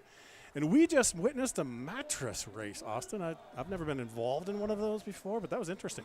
I've never seen that in my life either, and it was actually really fun to watch. And look at that trophy. Yeah, that is a beautiful trophy, but there was, 6 or 7 teams out there with a single-size mattress, 4 people around the edges of it, and somebody on it, and you got to race 100 yards. Oh, my gosh. I wonder if you get a free mattress for a year. You should. Definitely should, and a pillow to throw in there. And that's amazing. But anyway, back to football. So first half completed 13-0 Carroll with the halftime lead. But again, we mentioned this before. These two teams notoriously are like the tortoise and the hare race, where the hare gets way out in front of that tortoise, right, and just takes his time and kind of kicks around, and all of a sudden here he comes in the end and catches him. So it's kind of been that way the last 2 times these teams have met. So don't go anywhere, folks. It's still very much a football game, 13-0. And really, you kind of come away thinking Carroll could have come up with more points than that. They had opportunities. Yeah, that was the biggest thing I was thinking of, is this game could easily be 17-21-0. Yes. I mean, they've caused a lot of turnovers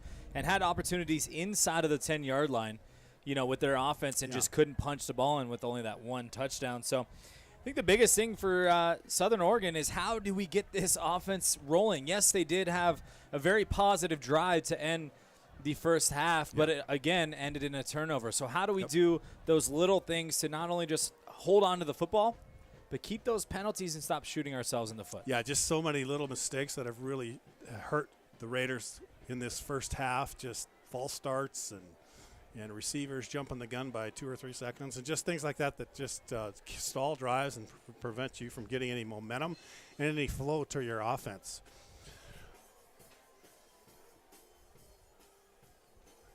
So halftime, 2:29 to go. We'll come back with some statistics. Carroll College Fighting Saints on the opportunity scoreboard lead it. Opportunity Bank 13-0. We'll return to the Nelson Stadium after these messages. Mountain Dew Spark might hypnotize you. You might want to stop staring. Stop staring at the delicious Mountain Dew Spark. At Montana Western, our flexible schedule and focus on learning through experience are just right for your world today. Experience One, where you take one course at a time for 18 days and then move on to your next course, is designed to work for you, whether you plan to come to campus, want to stay close to home, or if you need to earn your degree while working or raising a family. And Montana Western is the most affordable university in Montana. Experience the difference, only at University of Montana Western. Chevy Silverado. It's got the power you want and the capability you need to do the job, so you can get to the important work. Find new moments, find new roads. Get a $500 cash allowance on all 2022 Silverado pickups with a 2.7-liter turbo engine. Plus, now during truck season, get a $1,000 accessory allowance toward a new Chevy truck with accessories. See your Montana Chevy dealers. This is how we play. Play with power. How we put a team together. This is how we pass on greatness. Because with this team to inspire us, there's nothing we can't do. Pepsi, play to inspire.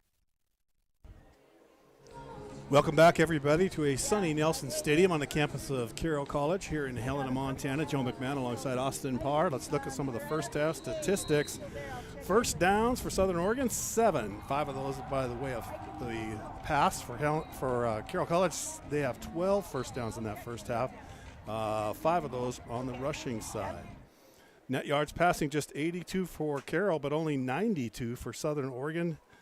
And for Carroll College, as we mentioned, no sacks. They haven't been able to come up with any sacks today, but they put pressure on Blake Asciutto throughout the first half and forced him to throw the ball a little bit earlier than he really wanted to. Total yards in the first half, 162 for Carroll, so not a bunch, but just 122, Austin, for the Southern Oregon University Raiders. Yeah, not a lot of total offense really for either team, but I think Carroll was able to control that time of possession with a rushing attack. And that's how they dominated that first half. And you were mentioning the pressure on Blake Asciutto. We saw a lot of throws in the first half, him knowing that time clock in his head is winding down. Yeah. getting rid of that ball early, and he's overthrown a lot of his receivers. So hopefully the coaches at halftime said, look, trust your offensive line a little more. You haven't been sacked yet. Maybe stand in there a little bit longer, hold on to the ball for a half second, maybe a second longer, and see if you can get your receivers open. Sometimes just another second or two makes all the difference in the world. Time of possession, almost 21 minutes for Carroll College and just 9 minutes for the Raiders. So a critical stat there. We had mentioned earlier before the game started that Carroll College keeping Southern Oregon's offense off the field would be critical. Could they run the ball and control it? They've had the benefit of 3 turnovers by the Raiders in that first half. That helped out Carroll, and they capitalized on 2 of them for a couple of field goals. Carroll gets the opening kickoff, too. They do. They'll start the second half with the football, and from the 1-yard line, they'll bring it out. Stacked up at the 15-yard line, so not a lot of running room that time. Good coverage that time. The return man for Carroll College that time was number 18, I believe. Yeah, it was actually Nehemiah Dedman on the tackle there for Southern Oregon. 13, check that. Number 13 was the return man, I believe that's Luke Jensen. Dedman came flying in there, number 11, off the corner. Not a very good return. And not a very good start to the second half. So the Saints will begin play. Remember, their first 2 possessions started in the first quarter were inside the 50-yard line on Raider territory. One due to a short punt, one due to a fumble. Kraft will run left side, met as he gets to the corner by number 42 and brought to the ground after a 2-yard gain. Glumbick. Yeah, Glumbick's been active today. He's from Lake Oswego, California. Oswego. I guess my geography of California is not as great as I thought. Yeah? Haven't been there? Have not. So it'll be second down for Carroll College. Again, 13-0 our scores. We're underway here to start quarter number 3. My defense, it's a very big state. Yes, it is. That's true. And to drive anywhere, as you say, it takes a long time. So, right? 2 hours, 30 miles. That could happen in Montana. Perka looking to throw the football, and there's some pressure. Great job defensively. The Raiders got the Regino there, but also I think with him was number 92, came in on that tackle as well. That's a quick adjustment right there for Southern Oregon as they probably thought that the Saints were going to come out and maybe throw the ball a little bit more, but that defensive line got in there quickly, and that is a massive loss for the Saints offense, bringing up a big-time third down, about 3rd and 18. Yeah, Braden Yee, the 6'2 sophomore, 260-pounder, was the first one there. Regino there to help him out. 3rd and a long ways. Perka has some time to throw, lots of time to throw the football. Still back there. He's looking, finds his receiver, but he overshoots him, looking for number 13 out here on the corner on the near side near us, and that's Luke Jensen. If Perka waited maybe 2 or 3 seconds longer, and he really had the time to wait and get on the outside, he had his freshman wide receiver, Mr. Chris Ackleshin, wide open about 15, 20 yards down the field. Would have been a big first down, but unable to find him. So a great opening defensive stand for the Southern Oregon University Raiders as they shut down Carroll on a 3-and-out, get them out of there, and they should have great field position. In fact, their return man standing on the Carroll 40-yard line. Could this be the spark that the Raiders needed? He's going to let it roll, and it's not going to go very far. A short punt, it'll be down at the 34-yard line. And we had a Saint pick it up and say one of the Raiders touched it, but I don't think the officials are buying it. So it'll be 1st and 10, I believe, for the Raiders on the Saint 34. Great starting field possession. And it's kind of a flip of what happened in the first half with Carroll. Almost in the same we remember spot. that exact punt that netted about 8 to 10 yards.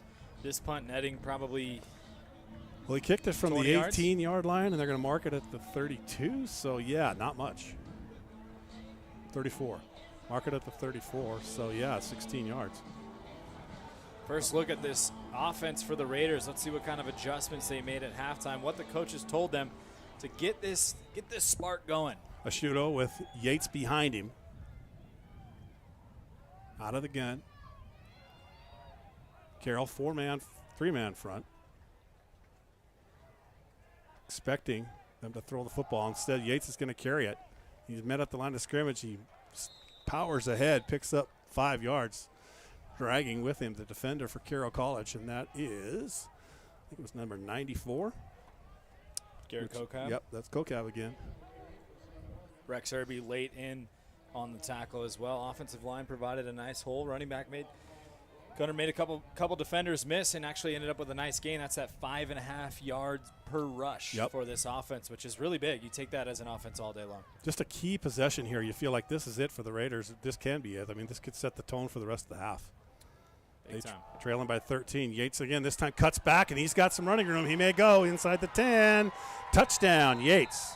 So 2-play drive. They cover 34 yards, and Yates caps it with a 30-yard run. That's exactly what this offense needed to start the second half. And they said, look, we're still going to run the ball.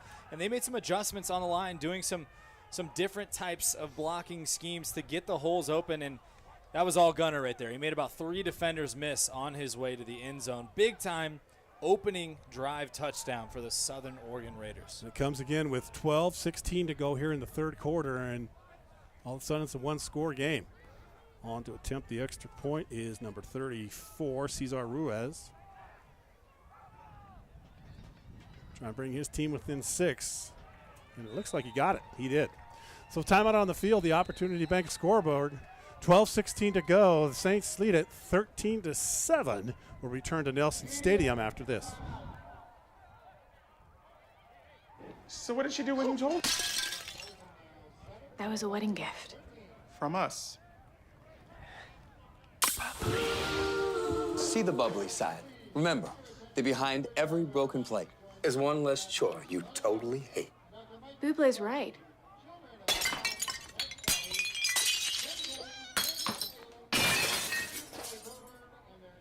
Those things really sail, don't they? Bubbly sparkling water.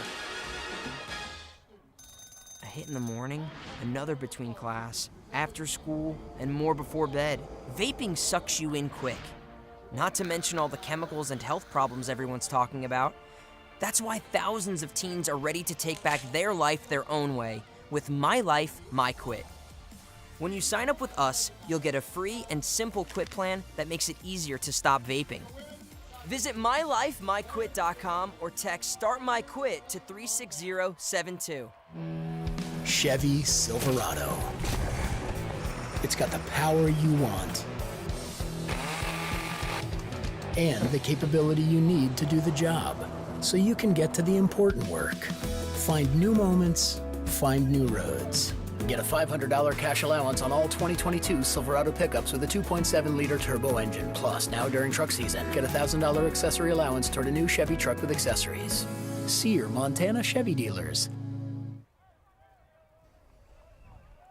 Back at Nelson Stadium, Joe McMahon alongside Austin Parr, and the Red Raiders wasted no time in striking here. Take their first possession after their defense caused a 3-and-out for Carroll offensively on their opening possession of the second half, excuse me.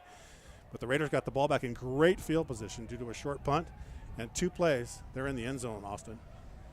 Gunner was the biggest factor there for that possession. I mean, just 2 plays. The first play he makes a couple defenders miss. The second play was bigger on the offensive line. They created a huge hole for him. And once you get to that second level as a running back, it's a lot easier to make people miss in the open field. And that's exactly what he did. Broke about 3 tackles on his way to the end zone.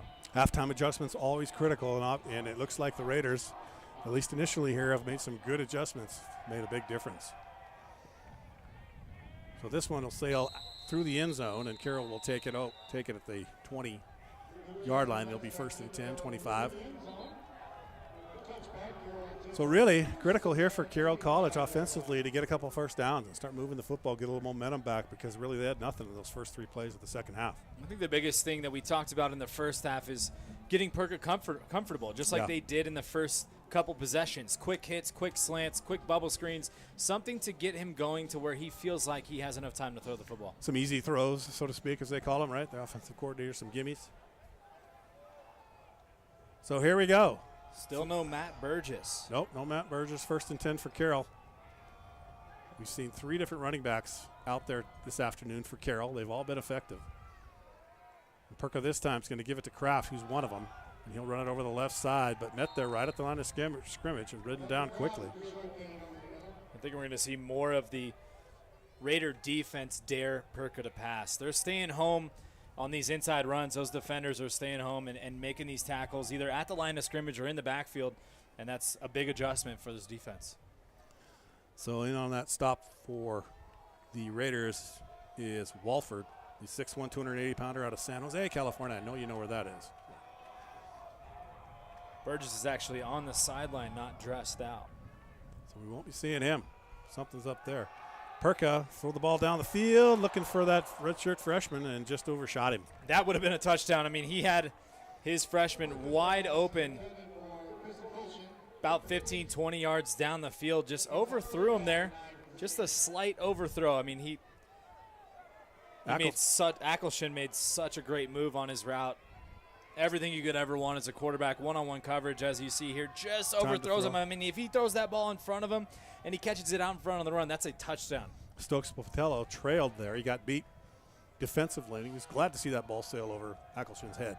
It was the first time we've seen Perka kind of go deep with the ball. Yeah, he doesn't throw the ball downfield an awful lot, or hasn't thus far. Perka, this time on a 2nd and 10, 3-man rush, spins out of it. It's going to roll, look down the field. Tony Collins at the 38-yard line. It's actually a big third down pickup right there. Yep. That was huge.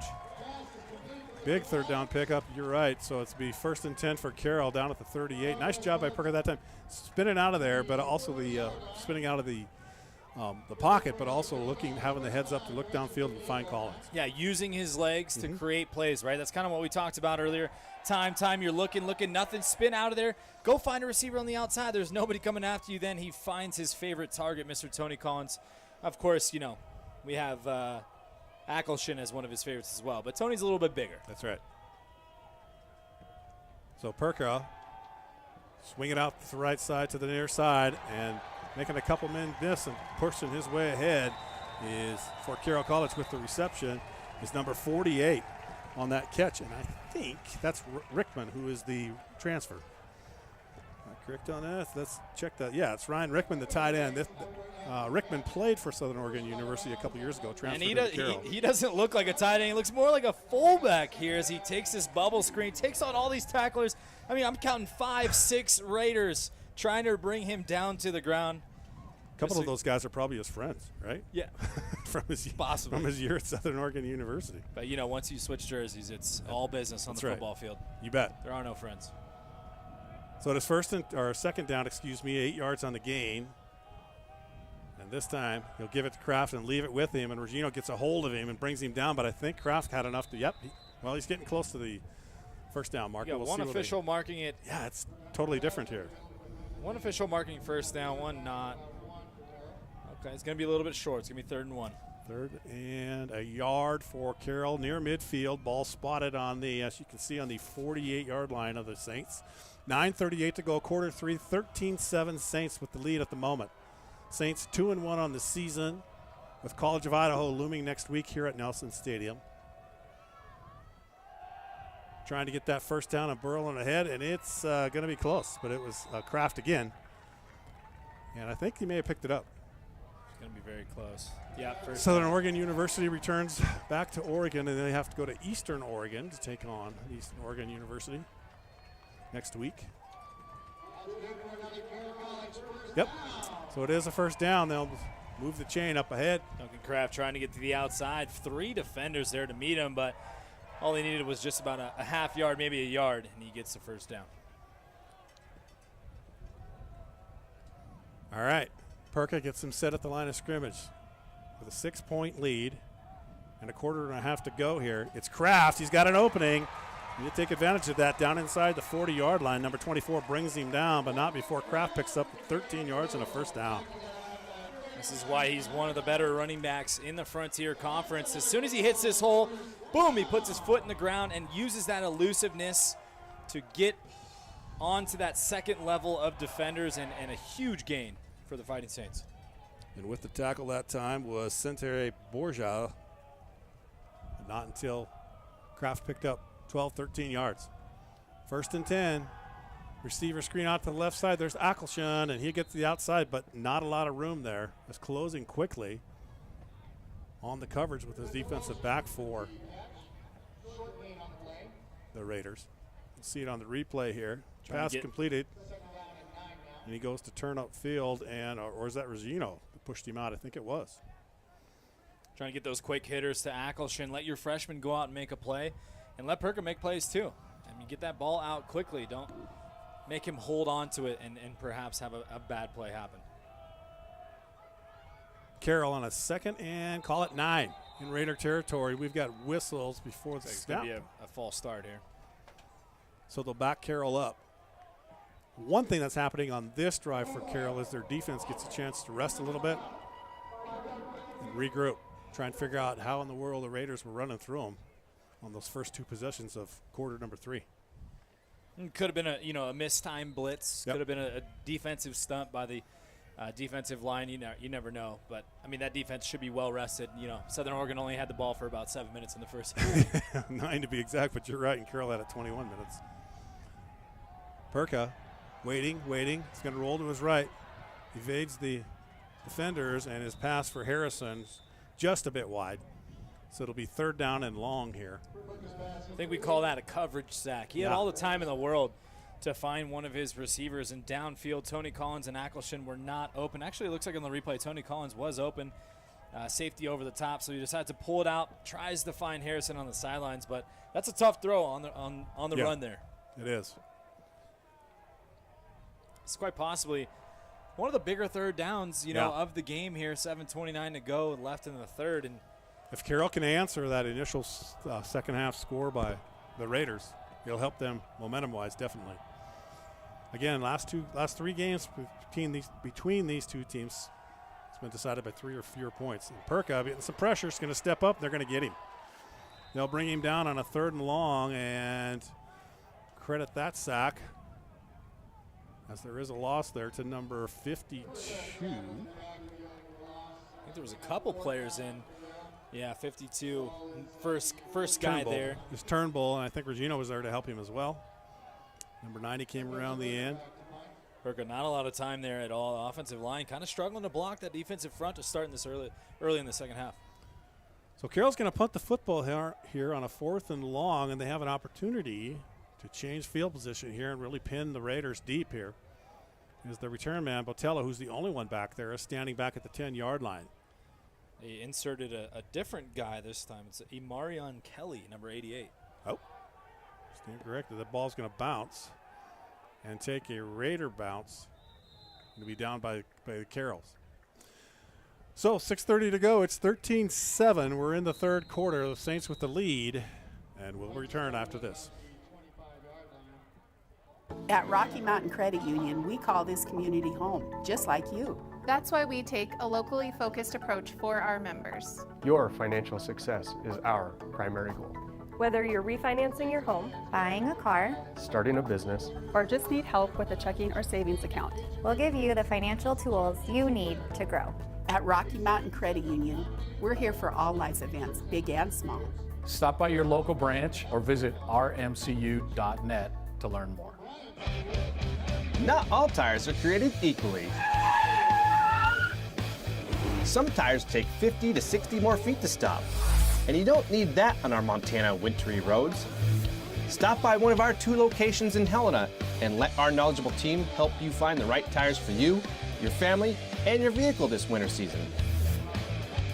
Point S Tire and Auto Service, keeping our roads safer 1 tire at a time. Make sure to ask about our best price tire match guarantee. We are driven by an unquenchable desire for knowledge, for the truth that lay just outside our grasps. We are meant for more, made for more. We are unwilling to ignore that which calls to us, that which will transform us. With joy and curiosity, we will boldly find our path in a world of unknowns. At Carroll College, we are here for the adventure. Joe McMahon, Austin Parr back at Nelson Stadium, and give some credit to the defense for the Raiders stopping Carroll and getting the football back to their quarterback. And they'll open their next possession with a quick wide receiver screen out to the left side. Not a lot there. Well, I guess he picked up 5 yards, more than I thought he did, and the pass was completed to number 88. Marion Kelly, the returner from the last play that jumped out there when I think they forgot to put a punt returner out there. Because why would you replace Botello, right? He's pretty good at that. How do you forget the most important guy on the field? Same story for both offenses here, trying to get that ball out really quick. Yeah. Let your receiver make plays in open space. So it'll be second down and a short 5. Officials checking the football. Not sure what's wrong with that one. But I think they're going to retire it. Hope it's not the old Tom Brady did deflate something gate. Yeah. Did we put a pin in that, a little air out or something? What's going on with the football over there? You want to run down there and find out? Probably not. I wore pants today. It's a little hot. That's true. So it is second down. It's going to be a false We got a penalty because you're right. Was it number 88? I think it was. The guy that just made the last catch. He's trying to get out there early. That's exactly what happened in the first half. You know, the count's on 2 or it's on possibly 3, and your wide receivers are just lax or not paying attention. So, well, he's a freshman out of Portland. That's tough. Yeah. Marion Kelly, he's very talented. They've got a whole group of receivers here that are good. And their quarterback, definitely a shootout, can get it to him. Duncan Kraft trying to rally this offense together on the sidelines. Very passionate right in front of us here in the booth. A shootout. Second down and 9 after the penalty. They're going to run it. It's Yates again, and really no room. Great job defensively. Carroll just came firing through there. That defensive lineman was the first one there, and that's number 96. I was going to say, which player would you like to name? Because there was about 4 or 5 guys there on the tackle. Yeah, first was 96. That's Donovan Ali, like that. And Avian Ali with the tackle. Am I right? Tucker Jones was in there. Jacob Resch was in there. Yep. Great job, great stop. The Raiders with a 3rd and long here, 3rd and 9, almost 10. Carroll's defense still unable to sack a shootout yet, but they've provided all kinds of pressure. 3-man rush, 8-man drop back to cover, and nice pass completed over the middle, number 89 for a first down. Nice throw by a shootout. He held there in the pocket.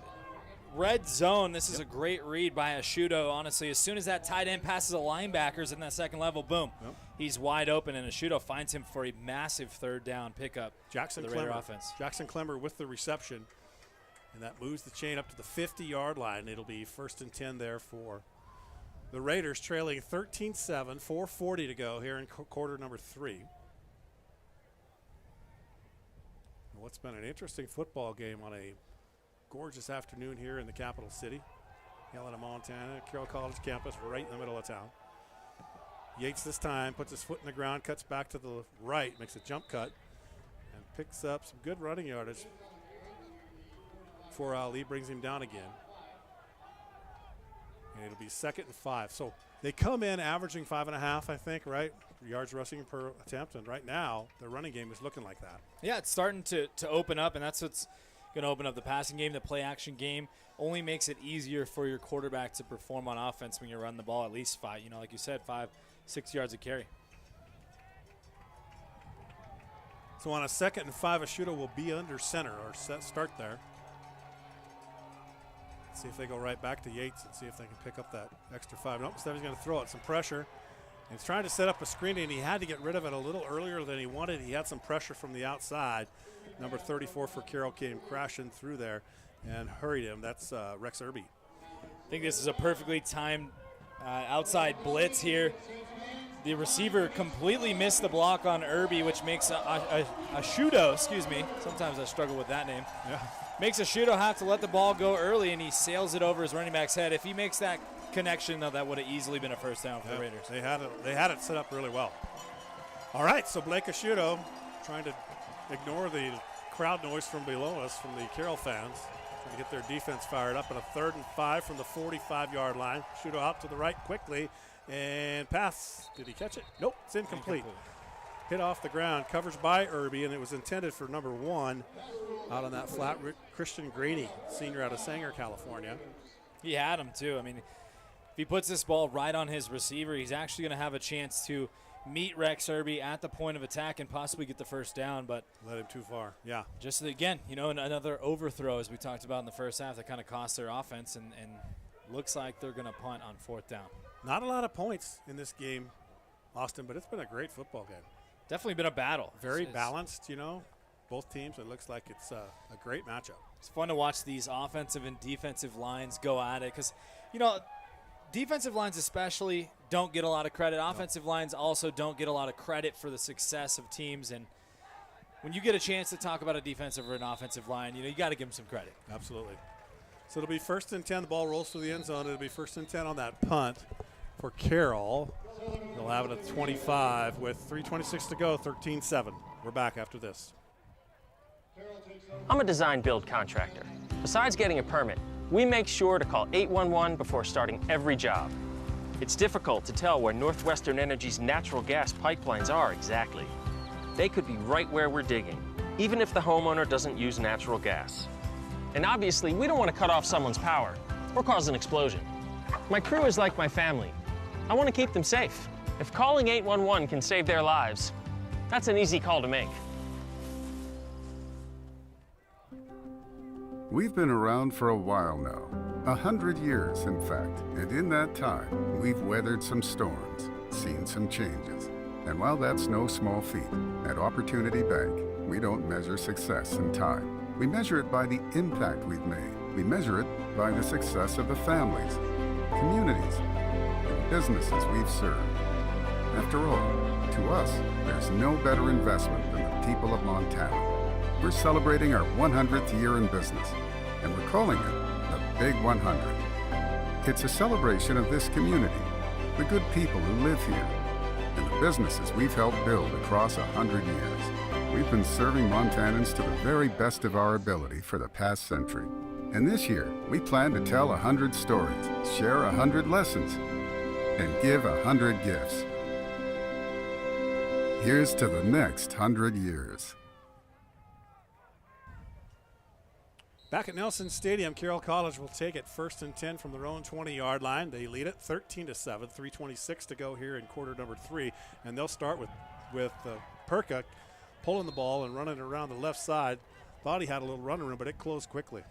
I think this is what they saw at halftime, that he could use this RPO and kind of pull the ball out, but I'm not sure if that was the best time to call that play. Maybe if they ran the ball first, picked up a first down, then using that RPO would be successful, but the Raiders scooped that up quickly, only gained a yard. Number 24, Borgia, there to make the tackle. Prevent that from going any further. And it'll be 2nd and call it 9.5 for Perka and the Saints offense. He'll look to the right side, fire it quickly, completed to Harrison. Turn, try to turn it upfield, but no place to go. He picks up about 6 yards, though, in on the coverage. Again, from number 18 for the Raiders. That's Purchase. It's already a really quick possession. I mean, we're already on third down in medium to long, and this could be a big turning point, especially if the Saints can't pick up this first down. Trying to get his receivers out in space to make some plays, but that defender made a great tackle on Harrison. And for Perka, really, every quarterback seems to have their go-to guy, right? And for him, it's really, I would say, Collins, that tight end. That's the one who he's usually looking for when times are tough. We've yet to see him so far. Perka this time will fire it complete to Ackleshin. He'll turn it upfield at the 40 before they wrestle him out of bounds near midfield. But a nice route by Ackleshin. Good ball that time by Perka. That's just a mismatch, and it's no down play on Jake Rugino's skill level, but you can't put a linebacker on a freshman here on a crossing route. The linebacker's going to be on Ackleshin. Perka, all he has to do is stand there and find him. Yep. I mean, look how many yards he's trailing behind him. That's going to be a first down all day long for the Saints. It's a mismatch for Ackleshin, definitely. Pretty quick. Rugino is an absolute stud. That's down play to him. That's just a play call where you can't put him on. And there goes Kraft. He's going to break free. He may go down inside the 5-yard line before they catch him, and it's down at the 1-yard line, maybe 2-yard line. So Kraft takes off from the 48-yard line, and he's still down. That was a touchdown-saving tackle by Josiah Purchase. He's a little slow getting up, Duncan Kraft is, but a run of about almost 50 yards. Does a great job reading his blocks here, and the offensive line created a huge hole for him there. Actually gets caught by number 24. Yeah.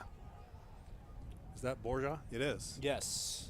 So Borja catches him just before, and Kraft is still down. I think he was actually, when he was caught from behind, the first thing that hit the ground was his shoulder. That looked very painful, but it looks like he might. Yeah, it's a shoulder. You can tell by the way he's holding it. Yeah, I think his shoulder might be out of place. Sometimes they can pop that back in. I was just going to say, the trainers on the sidelines probably just going to pop that thing right back in there, get him right back in the game. Like his left shoulder. Well, it's a huge blow for the Saints. It is. They are deep at running back, but losing their star in Duncan Kraft and having Burgess on the sidelines not dressed out. So Cormac Ben will step in for him. 38 will step in as the fullback here on first and goal. The fullback is Jack England. Maybe give Jack the ball. That would surprise him. Similar formation that we saw in the first half that gave them their first touchdown. First and goal for the Saints. They lead at 13-7. Ben trying to get in the left side, and really great job defensively. Regino was there. Definitely, he's always there. But he had some help. When is he not? Yeah. I think 19 was in there as well. You're right, and that's Botello.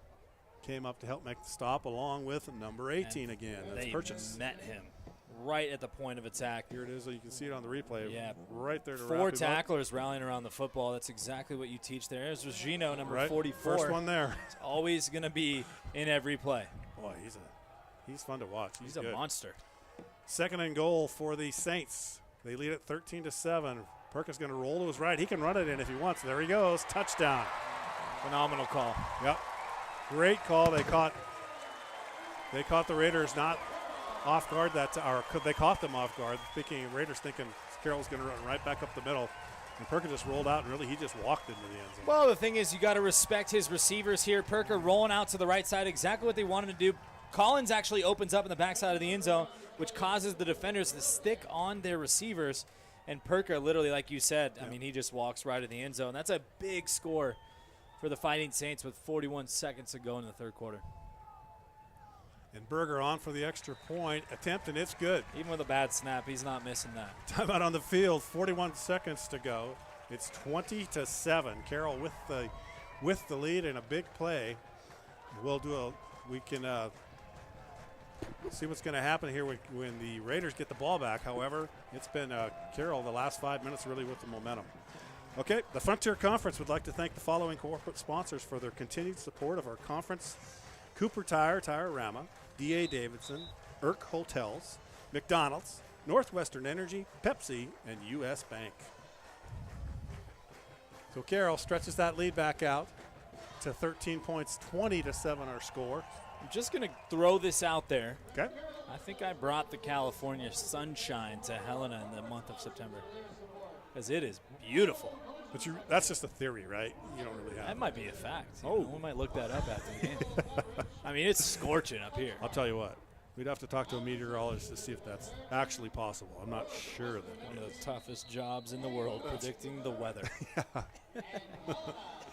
Big momentum changer. You can kind of feel it. We were talking in the break a couple breaks ago that, if Southern Oregon was able to score again when it was 13-7, we felt like a tug of war going back and forth, and Southern Oregon was pulling the rope away, and then boom, just in a flash, Saints come back, show that offense, and Perker looked great on that drive. Well, that big run by, was it Tuggle? Yeah.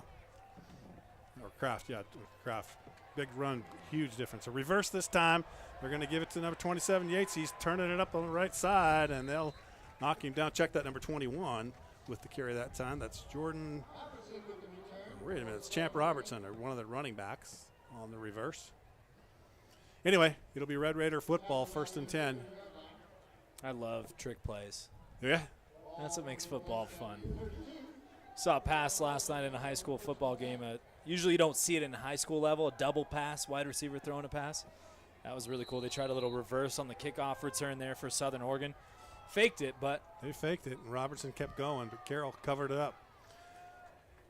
So it's 1st and 10. And this time, Ashuto's looking to the left side. He's got a man open, and nice catch by Graney. Beautiful catch, yeah, Went you're up right. And made that catch, yep, Christian Graney.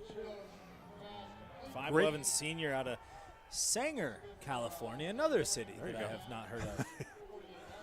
So it'll be 1st and 10 on that throw, a gain of about 15 yards. And they're moving the football. Asciuto's got him at the line of scrimmage. They'll run right side Yates this time. Cross midfield to about the Carroll 49-yard line before number 94 there to put him on the ground. And that's Kokab. It's going to be the end of the third quarter here. Clock down to, that's the end of the third quarter. So we played 3 complete. It is Carroll 20, Southern Oregon.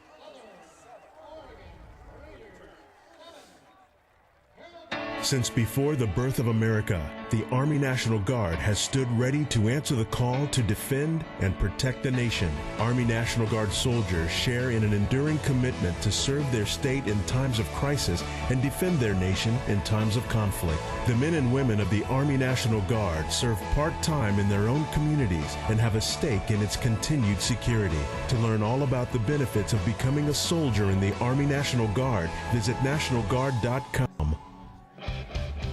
Not all tires are created equally.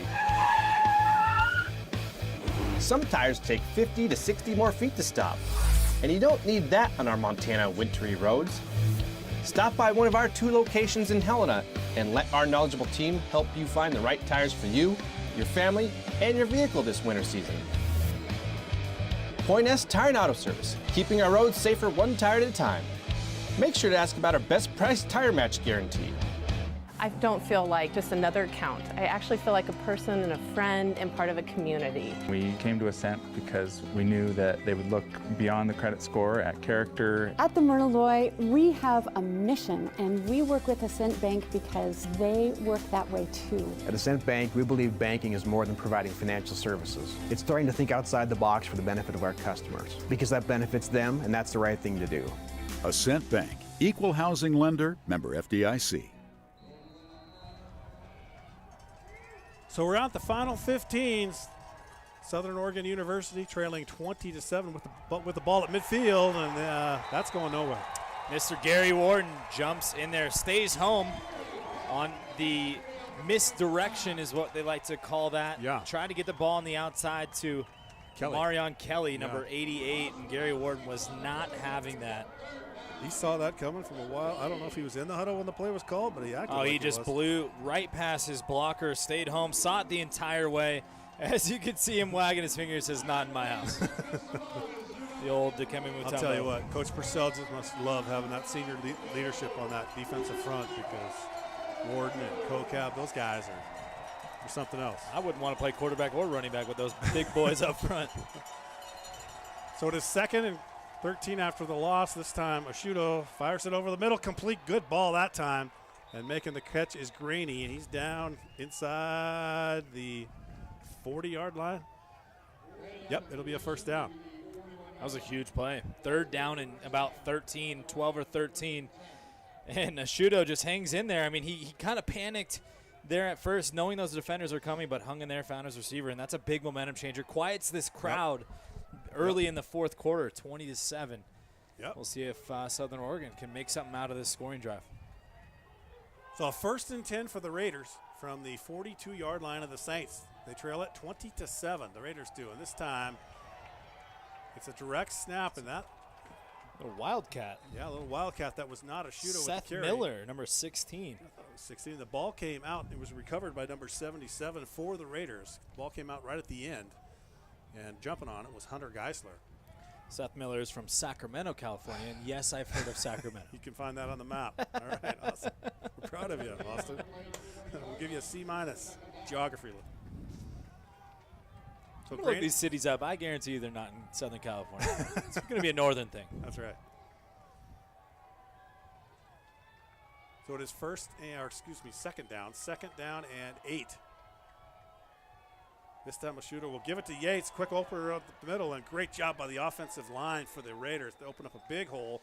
And he'll scoot through there, pick up 10 yards. Instead of using the end around that time, the misdirection, they actually handed it off to Gunner. You're going no huddle offense here, but that was a big 1st down. Asciuto with Yates on his right hip has him right back at the line of scrimmage on a 1st and 10, and Yates is going to get it again. He just keeps pounding his way upfield for Carroll College. The tackle that time was made by Soto, one of the defensive backs. This can be taxing on a defensive line, the big boys up front. When you go no huddle and you keep pounding that football, how much longer can they hang on? Third straight carry for Yates this time. He's not going anywhere as on the tackle, number 19 for Carroll. And just as I say that, they hold him on a big second down run, brings up 3rd and short for the Raider offense, feeling like this could be the biggest 3rd down of the day for the Raiders. That was Hunter Peck on that tackle for Carroll College out of Windsor, Colorado. So it is, you're right, 3rd down, 3rd and 3. 3 yards to go, 11:43 on the clock, 20-7 our score. Saints with the lead, the Raiders with the football in Saint territory, almost in the red zone here. And Asciutto under center. He's going to roll to his right and look that way. Some pressure, fires it down the field. And it hits the defender in the back, and we got a flag. As the defender really never looked, number 2. Ball falls incomplete, but we've got a yellow hanky in the end zone. Well, that's going to be exactly what you said. So he didn't turn his head around, right? So when that ball's in the air, you have to make a play for the football or else they're going to call pass interference every single time. And that's what it's going to be, which will probably set up 1st and goal for the Raiders on the 1-yard line. That was Micah Ontz, the redshirt junior out of Billings, Montana, with the cover. Yeah, as you can see here, last part of the replay, he never gets his head around. Ball hits, he makes any, also not getting your head around, he makes contact with the receiver. That's going to be pass interference all day long. So it's a 15-yard penalty. That is my fault. It is not the NFL, so a pass interference in the end zone is not the 1-yard line. It's just 15 yards in the NAIA. My apologies. Regardless, the Raiders will have it 1st and goal from about their 7-yard line, 6-yard line. And Asciutto is going to send 2 receivers to the right side. This is where defensive line needs to make their statement. Keep Yates in beside, not Yates, but another runner in beside him, and a pass complete down near the goal line. Did he get in? He is short. He is short. The pass was completed down there. Nice ball that time by Asciutto. Scorching. Yes. We might correct that window open just a little bit. There we go. So that makes it 2nd down and goal. And this time they try to give it, they do give it to number 4, and he's stacked at the line of scrimmage, fights his way for a couple of yards. Good effort that time by Cuarte. And we got a late flag in. We got a helmet that came off number 74. This could be a big call for either team. Gary Warden busted through there, actually had a chance to take him down in the backfield. Cuarte really fighting it for that goal line. And we got number 9 that's coming off the field for Carroll. Warden. That's actually right? Yep, so Warden's comes off.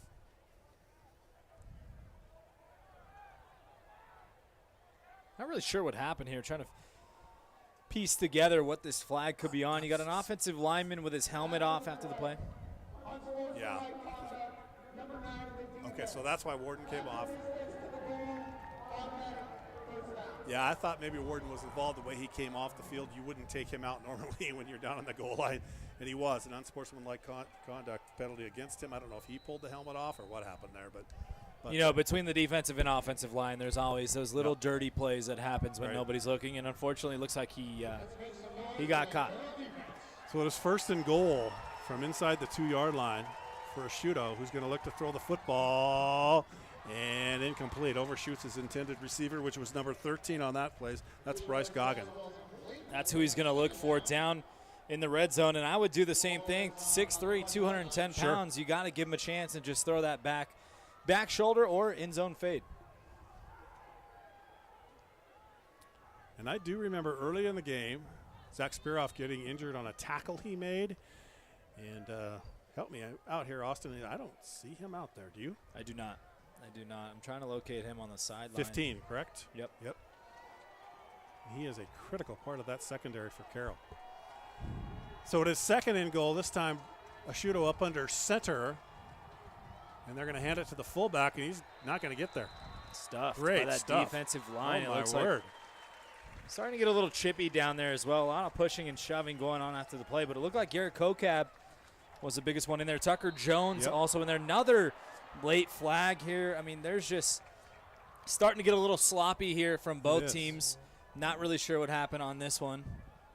Well, here we have it on the replay. Just a brawl down Tucker there. Jones and Garrett Kokab both in there on the stuff, preventing him from getting into the end zone. But when they're getting up, I don't know. Another big penalty. Not sure where this one's at. Well, if it's against Carroll, half the distance is about half a foot. Gary Warden's back on the field. We'll wait and see.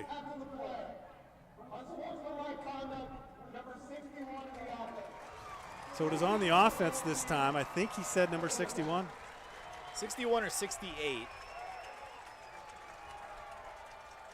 Regardless, that'll back the Raiders up 15 yards. And, oh, that hurts. 10:22 to go. It's 20-7 Carroll. Swapping unsportsmanlike penalties. And as a coach, I mean, you just got to be frustrated. You just can't have that. Those are mental mistakes like we talked about in the first half. And here's another one costing them a lot of field possession. This can't happen. So it is 3rd and goal, and we're going to stop it before we get started. We have a timeout called. Yep, there's a timeout called by Southern Oregon University. Charlie Hall said, this doesn't look too good. Let's take a timeout and talk it over. And he also knows that this could be one of the bigger third downs of the day. So 10:08 to go, 20-7, Carroll College from Nelson Stadium.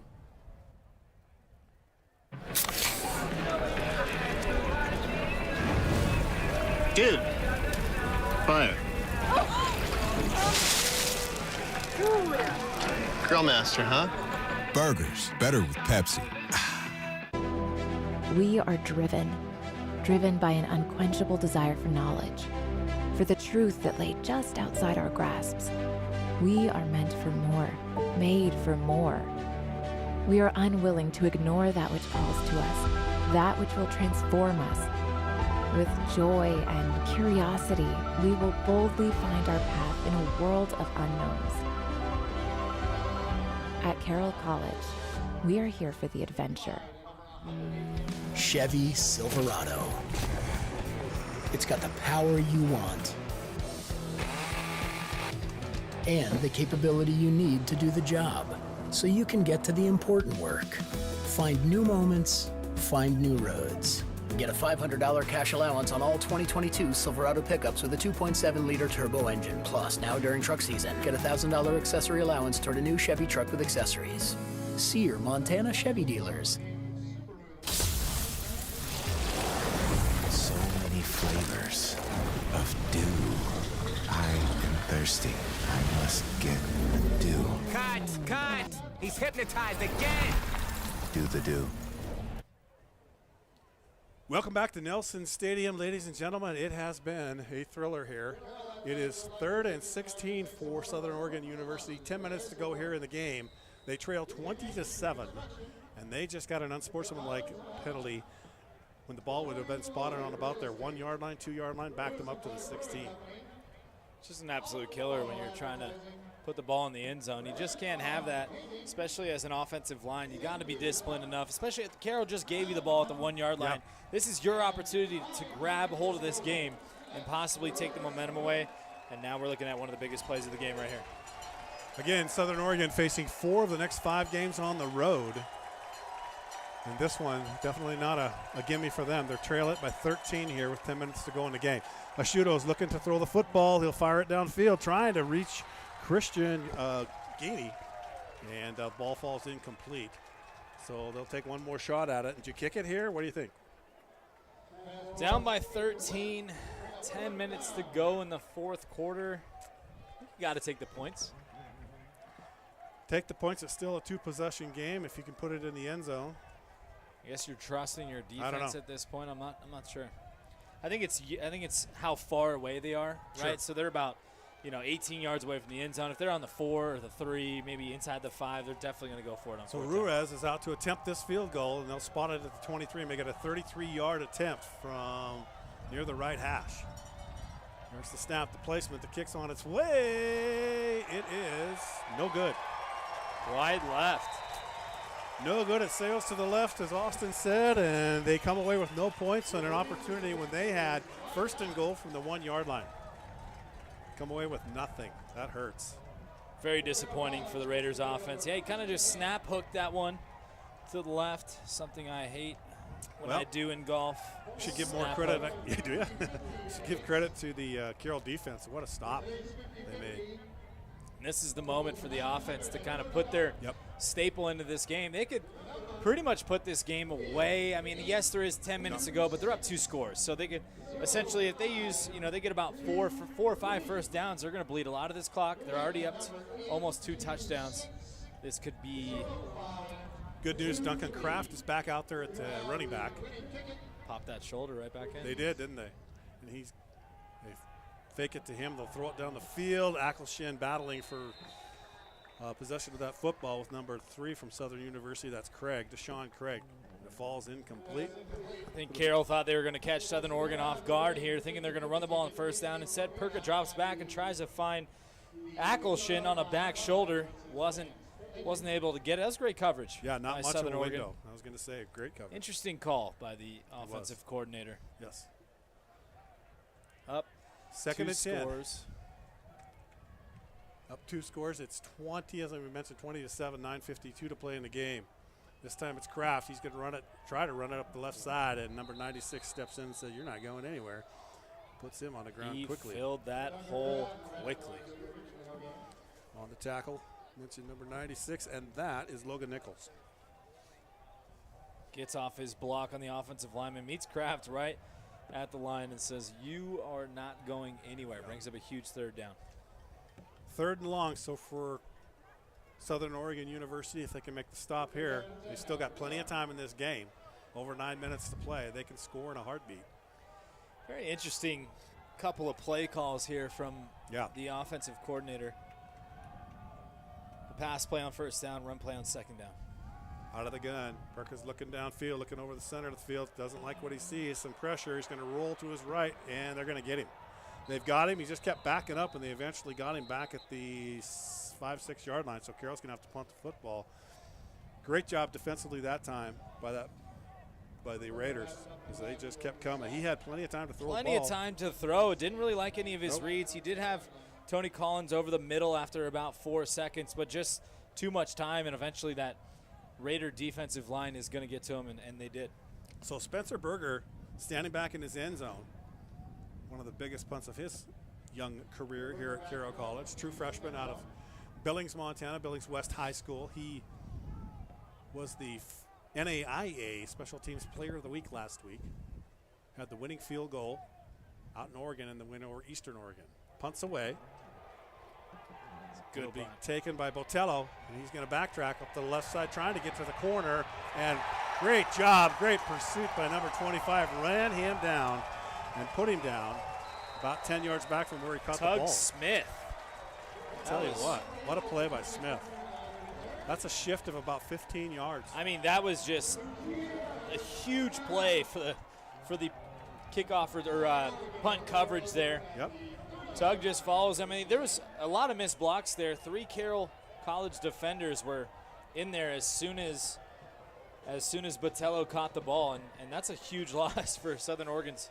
And Botello really offense. hasn't had many chances to return the football this year, this game. They're doing a good job at kicking it away, and that was actually, we didn't talk about it. That was a great punt by Spencer Berger. Yes, it was. Out of his own end zone, that ball traveled all the way to about the opposite 45-yard line. So we'll see if Southern Oregon can get something going here with only 8:05 to go in the fourth quarter from the 30-yard line. Time's beginning to become a factor. We'll take a break, and we'll be back. In the Army National Guard, you'll serve part-time to be ready to respond at all times. You'll train to master the skills and equipment used to keep the nation secure and its enemies on the run. You'll learn to be a leader and a member of a team. Become part of a time-honored tradition of vigilance and selfless service. Find your adventure at NationalGuard.com.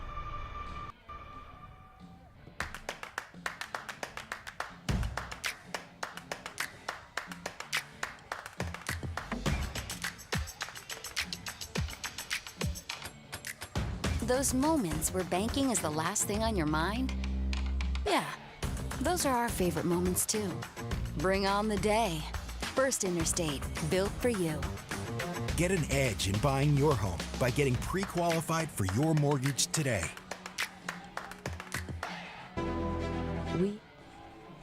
Back at Nelson Stadium, ready to go. It's 1st and 10 for Blake Asciutto and the Red Raiders. 8:05 left remaining in the game. 20-7 is the score. Carroll on top. In this Frontier Conference shootout, this battle from Nelson Stadium's green grass football field. Natural grass. This time it's Yates left side, and he doesn't have any place to go. Great job defensively.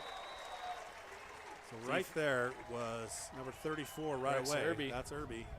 Made that tackle. One of the captains of the Carroll defense and of this Carroll College Fighting Saints team. He gets right in there. Also number 9. Forrest Swearell, number 91. And then number 91, who is a true freshman. Yep, and then number 19 was there as well to help out that tackle. That's Hunter Peck. Not much running room, and it'll be second down, lost a yard, 2nd and 11. Asciutto's going to fire it out left side and overshoots his intended receiver, number 17, Lamar. And it's 3rd and long. Not what the Raiders wanted to happen right away on this drive. A little bit of a struggle to move the ball so far. Brings up about 3rd and 11. 3rd and 11 for the Raiders. Critical 3rd down. They've got to move this football. They need 2 scores. Asciutto this time surveys the defense, sees 3 men coming. He's going to step up, throw it over the middle. Nice pass. And a good tackle, but hanging on to that football and making a great catch was number 89, and that is Jackson Clemmer. How about that grab? The grab was great, but I think the pass was even better. This was double coverage. Asciutto steps up in the pocket and just finds his big target, Toddy. Yeah, double coverage right there, just over the outstretched arms of the defender. Beautiful ball by Asciutto. Back at it, Asciutto's fired right back down over the middle, looking for Clemmer again. This time breaking the other way, but missed him this time. Yeah, he was open. Yeah, he was open, but here's the thing. That pressure was coming. They had a little outside blitz, and I think that's the main reason why he was open. His defender came after Asciutto. So 2nd and 10 from midfield for the Raiders. 7:06 to go. Clock stopped. Raiders with 2 timeouts. Carroll with all 3 of theirs remaining. Next week we mentioned it's Eastern Oregon is the opponent for the Raiders. For Carroll, it's College of Idaho right here. So the Yotes are coming to town. That'll be a big game. Asciutto maybe changing the play at the line of scrimmage. 3 down linemen for Carroll. 4 backers. There's the snap. Yates is going to jump over a defender, or try to. Doesn't get very far. Number 99 grabbed a hold of him. That's Mafu and brings him down. Michael. Number 8 was in there as well. Tried to jump Colin Sassano. Yep, kid out of hell in the Tried Capitol. to jump over all the defenders, and that sometimes is, you want to hurdle a defender, make a play happen, but maybe not on the inside where the big guys are. Yeah. That might hurt later on tonight. Maybe only once in your career, right? Live and learn. I was never athletic enough to ever hurdle anybody. Even your brothers? Nope. No. Stiff arm. Stiff arm them, that's right. So it is 3rd down, 3rd and long. Asciutto's going to fire that football complete, and hanging on to that football. I don't know how he did because he got whopped. Was number 1, Mr. Graney. What a hit. What the hit. What an unbelievable catch here. Asciutto relying on his receivers, puts a beautiful ball up there, but as we like to say, his receivers kind of left his receiver out to dry, threw it a little high. Caden Gardner applied the hit. Call that a possession catch. That was a really great grab by Christian Graney. So the Raiders on the move with 6 minutes to go here in the game. They trail 20-7, and this pass tipped and could have been completed, or could have been picked off, almost picked off. But it falls incomplete. And we got whistles and another penalty flag. Throws it over the middle, goes through the intended receiver's hands. That was number 17, Lamar. Couldn't bring it in, and it looks like the Raiders are claiming this penalty. They're backing up. We have another unsportsmanlike conduct penalty. Yep. It's another offensive lineman, and you just can't have that. I mean, we're looking, here's the thing, the stats have kind of, evened out as far as total yards and rushing yards and passing yards, but here's the stat that's going to be a lot different, the penalties. 6 penalties for 55 yards. I believe that was the 7th. That's another 15-yard penalty, and also 3 fumbles lost for the Raiders. They're just shooting themselves in the foot. They just it's mental mistakes, and they don't make a tally chart of that. But I'll tell you what, it's killing them right now. You got to be smarter than that. Charlie Hall knows that. If that was my coach, we'd be doing gassers. Yeah, like right after the game up that hill. We'll be running right up that hill. That's right. Up that hill to the north of us or south of us. Second down and a mile. Oh boy, 2nd and 25. They have it at midfield. Asciutto fires it out in the flat, complete to number 11. He's going to get a little bit of that back, but not a lot, as he's met at the outside by Tucker Jones out there to bring him down. That with the reception is Deadman. Just trying to get a little chunk. That's what you want to do there. Getting the ball out quickly. Got some blockers out in front of his wide receiver. Trying to get back at least about 5 to 10 yards and make it a manageable 3rd down, but this is still really long. Looks about 3rd and 18. Yeah, the market at 3rd and 21 officially on the scoreboard there. So Asciutto this time, really, he's in 2-down territory. They got to go for it if they don't get it. But Asciutto's going to run. He's past the line of scrimmage. He's going to run this football, and he'll just take the slide after he picks up about 5 yards. So it'll be 4th and, I'm going to say 14. He left that pocket rather quickly, felt some of the pressure coming around. I think he could have held on to the football a little bit longer, especially on a 3rd and long. Picks up about 5 yards. They're going to have 4th and 15. This might be the ball game here with 4:50 left to go in the 4th quarter. Jacob Resch was in on that tackle, chasing down Asciutto, who's facing 4th down. He'll drop back now, look to his left, roll that way. He's looking for a receiver. He's trying to point him to an open area. The pass is thrown and complete. Unbelievable Great grab. throw. That was a phenomenal catch. Nehemiah Deadman, number 11, the 5'10 sophomore out of Portland, Oregon. Yeah, if he doesn't make that catch, that's the game. You're right. I mean, great throw by Asciutto. But yeah, he's standing back there in the pocket. Only 3 defenders rushing for Carroll, waiting. Fires a ball. So it is 1st and 10 on that critical play. And Asciutto this time, some pressure. He'll roll to his right, escape it. He's pointing again, directing his receivers, and the pass is picked up. Nope, knocked down, almost picked off. Receiver falls out of bounds. So Carroll playing almost all of this second half without Zach Spiroff back there. And that was number 25, Tug Smith, and he's actually hurt on the play. You can see him in the backside of the replay here. He's walking out of the end zone. He's coming off the field right now. There he is, yep. Not sure what happened. The receiver actually ended up falling on top of him. I think that's what it was. Yeah. I think he'll be all right. Yep, there. No, he's holding his shoulder, too. Here he comes. Holding his right arm. Yep. Right down below us. When you hold your arm like that, everyone knows it's your shoulder. Yep. So 2nd down, 2nd and 10 from the 22-yard line. It is 4:07 to go in the game. It's a 20-7 St. lead, 4th quarter. Asciutto looks left. He's going to fire that football. Complete. And down inside the 10-yard line is number 88 for the Red Raiders. With the reception. 86, I believe 86. That was Sawyer Cleveland. So Cleveland makes the catch. You're right, number 86, Cleveland with the catch, and Irby comes up to help make the tackle. Got a great block, too. His receiver noticed that he caught the ball over the middle, gave him a great block, which allowed him to pick up the rest of that 1st down yardage. Again, the last 3 games between these 2 teams have been decided by 3 points or less. And this one's starting to brew that way. They put one in the end zone here, and all the pressure's on Carroll. Asciutto looks to the left. Fade pattern to the corner, no good.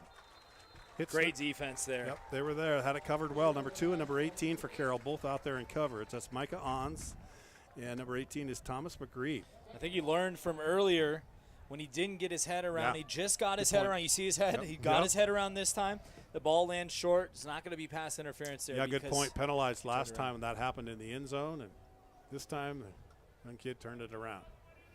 So it is he gets his head down or around a little bit quicker, he actually could have picked that ball off. Second down from the 9-yard line. Second and goal from the 9. You got Raiders an empty set here, 5 wide. Yep. Ball's going up. Here comes some pressure. Fired, incomplete. Intended for number 13. Good coverage by number 10 for Carroll College. That's Elijah Larson with that coverage, as Bryce Goggin was the intended target, and really he didn't let him get his hands up at all. I thought he had his hands on him a little early. Might have got away with one. Right? That was that looked like close. a lot of contact boy. there, especially when sometimes they say inside of 5 yards there can be a lot of hand jostling and contact right there. So that's probably true. what that was. Ashudo had no time to throw that ball. There was a lot of pressure coming in him right away. All right, third down. Third down, 3rd and 9.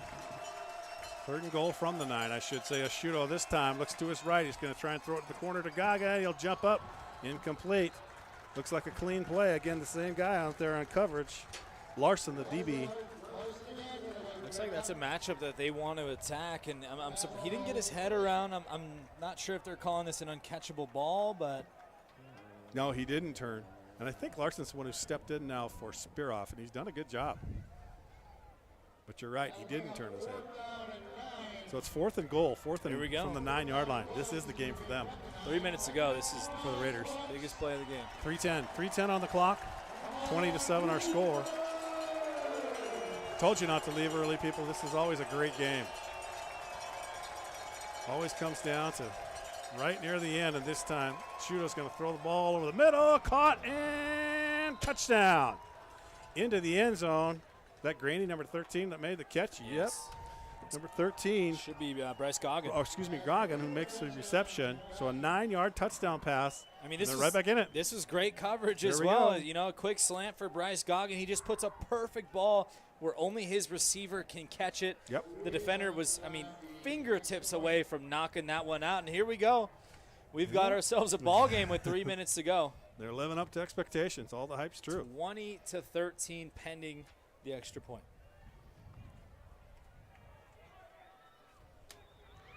Kicks on the way. It looks Almost good. blocked. From here, it's good. Up and good. 3:05 to go on the Opportunity Bank scoreboard. Our score, Carroll 20. SOU 14. We'll be back after this. Today's been good. I'm getting there. People with mental health disorders who smoke can die 8 to 25 years earlier than the general population. No more sitting on the fence. It's time to quit smoking. Smoking can interfere with recovery and make psychiatric medicines less effective. I'm taking the right steps toward my physical and mental well-being. The Quit Line can help for a happier and healthier tomorrow. I'm finally getting there. Chevy Silverado. It's got the power you want and the capability you need to do the job, so you can get to the important work. Find new moments, find new roads. Get a $500 cash allowance on all 2022 Silverado pickups with a 2.7-liter turbo engine. Plus, now during truck season, get a $1,000 accessory allowance toward a new Chevy truck with accessories. See your Montana Chevy dealers.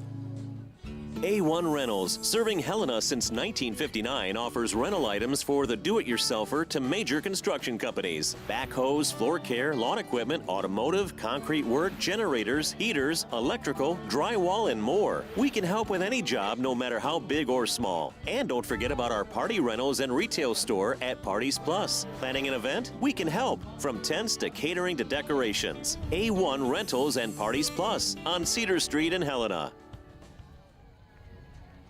Well, welcome back, everybody, to Nelson Stadium. And as advertised, this one's going to go right down to the wire, Austin. I apologize. I had a wasp coming in the window there. But just as you said, He left because it was too hot in here. Just as you said, though, this is the type of ball game that you don't want to leave. Even down to the last 5 minutes of the ball game, we got a little bit of a momentum shift. And actually, SOU's going for an onside kick here, so this could be a really big momentum shift here if they can get this. So they're set to go. Ruiz is the kicker. Carroll, of course, has their hands team up. 10 of the 11 players all standing up within 15 yards. There it is. Takes a high bounce, and it looks like Carroll's recovered. 82, I believe, was on the receiving end See who of that comes one. up with that ball.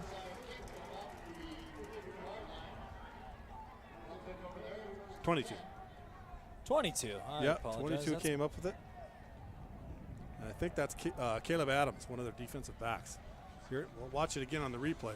High bounce, times it perfectly. Yep, it is number 22. That is why he is on special teams, That's right. folks. Goes up and high points that football. Doesn't even give a defender a chance to get a hand on there.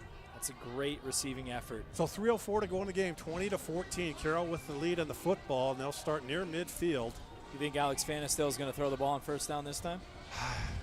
Not if he. I'm going to ask him. Not if he wants a new job. I'm going to ask Or him if he wants a new this job. week if he does it. Yeah. They're going to give it to Ben, who's trying to get to the outside.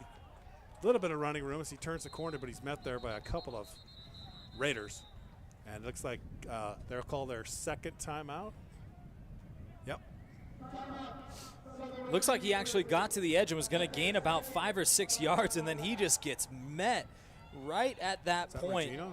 No. Who is Looks that on like top of him? Somebody just bear hugged him and put him on the looks ground. like I mean, I thought it was 44. That's That guy's Regino. Yeah, I mean, how many times have we seen him do that today? I want to say he has at Oh my least gosh. 12 to 15 tackles, approaching that same threshold that he had last week. He is a beast. Again, Regino leading the Frontier Conference in tackles per game with 10, 15 last week against the College of Idaho. 15 tackles. Yeah, That is a lot of I don't know how tackles. many he has today, but wow. He has a lot of them. Let's see. Maybe we can find it for you. We have a timeout on the field, so let's check the defense. I believe that's the second timeout used for Southern Oregon, so they got one remaining. You know, they have right now, Regino, unofficially 16 tackles. What did I say? 12 to Yep, 15. you did. I was right there. Yep, and I'm not surprised. 16 tackles. He had That 15 is- last week, 16 today. Yeah. Oh my And gosh. Nobody's really even close to him on It's not Southern like Carroll, Oregon. it's not like Carroll didn't know that he was capable of that. He just doesn't. And it feels like no matter what they do on offense, whether they run it away from him or not, he's still going to make the play. Perkins going to throw the football. He throws it behind Ackleshin, and it'll stop the clock and give Carroll a 3rd and long, 3rd and 7. Interesting play call. Definitely an interesting play call, but here's the thing. You put the ball in your quarterback's hands and you say, go win the game. And he actually had this throw. If he takes a 3-step drop, boom, and lets that ball fire, he's got Ackleshin almost wide open on the quick post route, but he holds onto the ball for just a little bit too long. There wasn't any pressure, and he underthrows him there. And like you said, this brings up a 3rd down. 3rd and 7. It's one of those plays where if it works, you're a hero. Yeah, if it true. doesn't work, there's a True. lot of questions, right? So Yep, it's part of being us. it's going to be a very interesting 3rd down here to see what they call. 4-man front for the Raiders on a 3rd and long for Carroll with under 3 minutes to play. They lead 20-13, and that pass is complete to Ackleshin, but I think he's short of the line to gain. 2:41, clock continues to run. So it will be That was a big 4th and hit. 1. He took a big hit and still held on to the ball as well. There he is, Regino, once again, and number 42 for the Raiders. That's going to be Ty Glumbick. Both of the linebackers getting in there. And Glumbick's had a big day too. Yep. I think he's got 8 tackles. Called his name quite often. He's down at the bottom down there. Yeah, he's got 6 maybe. I'll have to look again here in a Going second. for it on 4th down. 4th, and they're going to go for it, or they're going to try and get the Raiders to jump off sides and take a timeout. Now it's a big decision for Coach Purcell.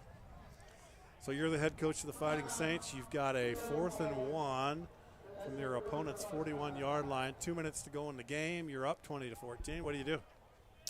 I think it's a must go for it. You're in the opponent's territory, so it's not like you're giving them the ball in great field position with a lot of time. They only have 1 timeout. It's 4th and a yard. If you kind of think about it this way, if we can't get 4th and a yard to win the game, then we don't deserve to win the game at all. Yeah, tough call for coaches, but that's why they're coaches, I guess. So we'd like to welcome our network affiliates for today's game. SWX in Billings, Bozeman, Butte, Great Falls, Helena, Kalispell, Missoula, Spokane, Coeur d'Alene, Yakima, and the Tri-Cities, and all across America on the Carroll College YouTube stream. We're happy to have you enjoying the game with us. Shout out Thousand Oaks, California. There you go. Rooting on Carroll College. 2 minutes to go, 4th and 1 for Carroll. There's the snap. They're going to throw the football, and they're going to get a lot more than one. Is breaking the 3 and heading down the sideline for a Carroll College touchdown. What a call. Number 29 for Carroll scoots into the end zone. That's Baxter Tuggle. Exactly what I said. You know, what are you going to do? If we can't get 1 yard to win the football game, we don't deserve it. What do? They pull a beautiful blocking scheme by this offensive line, as we'll see here on the replay. And this was just a great call by Fanistel and Coach Troy Purcell. Beautiful inside give on the handoff. Look at that blocking up front. Gosh, I mean, you could drive a bus through that hole. Yeah. All he has to do is make one defender miss, and there's nobody there, and he just walks into the end zone. He ran like he was expecting to get hit. There was such a hole he didn't. He just kept rolling. That's huge play of the game right there. Barring some unforeseen circumstances, that's pretty much going to put the game away for Carroll College. So they took a timeout. It's 26-14, 152 to go. Carroll up 12. So our game of the week sponsors are sponsored by the Montana Chevy dealers and brought to you by Opportunity Bank, Northwestern Energy, Montana Tobacco Quit Line at 1-800-QUIT-NOW, and Pepsi. As a Southern California Laker guy. Oh, that a boy. There we go. There's a famous Laker announcer that would like to say, Red? This game is in the refrigerator. In the refrigerator. Laker fan, all right. Well, right. Born and raised, SoCal. Sure, yeah. Oh, no, I'm right there with you. Just have a brother who likes the Celtics, so I don't claim him, but oh well. I'll tell you what, I'm a Helena, Montana fan now. 26-14, Carroll up by 12. 152 to go. And really, this game just turned a huge corner. And they're going to go for 2 here to really put the game away with 2 touchdowns. So they're up 12. It is a 2-score game. They might run the same exact play they just ran. So they got Tuggle lined up right behind Perka. He'll take that snap, roll to the right. This time, Tuggle will block. He'll throw the football, and it's in and out of the hands. It's Tony Collins, I think, who had it for a second and dropped it. I think he was saying the ball was tipped, so it kind of changed the direction of the football. Makes it really hard to catch, but that ball was still in his hands, and you know, a lot of people would say he's got to hold on to that one, but so 152 12-point lead is big. 152 to go here in the fourth quarter, a 12-point Saint advantage. And Southern Oregon University has their hands full here. They've got to score and score quickly and get the ball back. And they're very capable of that. Especially with a Shudo at quarterback and some of these wide receivers that have been making Goggin, phenomenal Rainey. catches. Yep. I mean, Deadman. I mean, it just seems like they bring a new guy in there somebody else just makes a phenomenal catch. You love that as a quarterback. Guys who are willing to lay their bodies on the line for you, go out and make the catches, and that's what we're going to have to see if Southern Oregon wants any chance at scoring or, bringing it back in this game. So again, next week for Carroll College, they stay here. College of Idaho comes into town. The Yotes coming into the weekend, the only undefeated team in the conference, and they were playing at Eastern Oregon today. And for Southern Oregon University, they return to Oregon and take on Eastern Oregon. Should be a fun in-state rivalry there over you go. there. Yep. Shorter bus rides. Because everyone has to travel, that's for sure. As we mentioned, Ashland, Oregon, about 880 miles away from us. So it's kind of interesting how a lot of these schedules have started for the Frontier Conference. It's like they're almost all the same. You're either starting off a lot at home and then going a lot on the road, or you're starting off a lot on the road and coming back to home. We're going to scoot that ball along the ground, trying to keep it away from Botello, which is a good idea. It's picked up instead by number 21, who's coming up the left side and gets out to the 32-yard line. So with a flag the return late here on the play, Champ Robertson. So check the flag, see what we got going on here on the punt or in the kickoff coverage for Carroll. It's a late flag. Just 1:46 to play. And you'd think it would be possible for Southern Oregon University to come back, but that's what Las Vegas Raider fans thought last week. Oh, we did talk about that in the pregame. Right? My brother's one of their man. coaches, and I could say that. That's I'm okay. sorry, Ryan Anderson. Yeah. The Raiders just absolutely blew it against the Cardinals. Yeah, it was NFL Raiders. That was kind of was that a meltdown? That would. Oh, absolutely. Absolutely. I didn't think you were going to bring that up. That's funny. Well, I love it. I love the reference. Just for my little brother. You see? It's his job. As the older brother. You know, That's right. You gotta. Yeah. It's not like we don't talk about it. He's my brother. Of course we're going to tell him. What are you doing? What are you? He's with the special teams. He doesn't take any credit for it. There's the pass down the right side, complete to Greeny. Not to Greeny. Yeah, it's Christian number Greeny. 1. And they'll wrestle him out of bounds. So good opening throw that time of about, picked up about 25 yards. Call that the back shoulder. The receiver just gets that defensive back to turn his hips. As soon as he turns his hips, the quarterback lets go of the ball, and he just turns around at the last second and makes that back shoulder catch right on the sideline. Great throw that time by Ashudo, who's had a good day throwing the football. He'll look to his left this time to continue that day. Fires it in and out of the hands of his intended receiver. And that is Graney again. That time he should have had that one. Same guy. I mean, couldn't ask for a better ball from Ashudo. Runs a great, about like a 7-8 yard out route, wide open. Probably gets the first down if he does catch this ball here, as Ashudo finds him right away. Ball just hits him in the shoulder pads. We always tell those guys, catch the ball with your hands. Yeah. Not your pads, out in front of your body. Clock on the Opportunity Bank scoreboard reads 1:35. I say we like I'm a coach or something. You never know. 26-14 the score. 1:35 to go. The Raiders looking to score and score quickly and get the ball back. This time it's Ashudo throws the football. And Another too late flags. Gosh. It's just getting real sloppy here. I think the biggest reason why that ball came up short, that pocket was collapsing. Ashudo tried to stay in here as the pressure. Only 3 rushers, but Garrett Kokab making that, and Gary Warden as well, collapsing that pocket. Those guys are so big in there. And then we got a late flag in the secondary. And it's hard to say. Guess we won't speculate on what this one is. Nobody's moving either way. They're all kind of confused. 1:29 left to go on the clock. Left to go in this game. Second down currently, 2nd and 10. But let's wait and see what the Yellow Hankies are all about out there on the field. You know how you kill a crowd's excitement? Throw a yellow flag. Penalties. Yeah. This is against Carroll. Oh, wow. So Soto, the defensive back for Carroll, called for that pass interference call, or that call went against him, I should say. So it'll be first down, automatic first down for the Red Raiders. They're in Carroll territory. They're at the Carroll 46-yard line. They've got about 86 seconds to go here to work with. And they need to score and score twice. This time, Ashudo.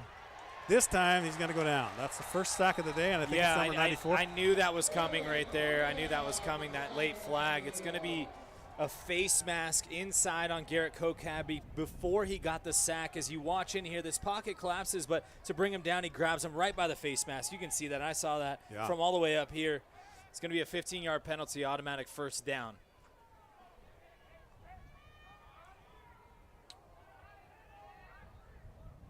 Here comes the official call. Clock again sits at 1:23.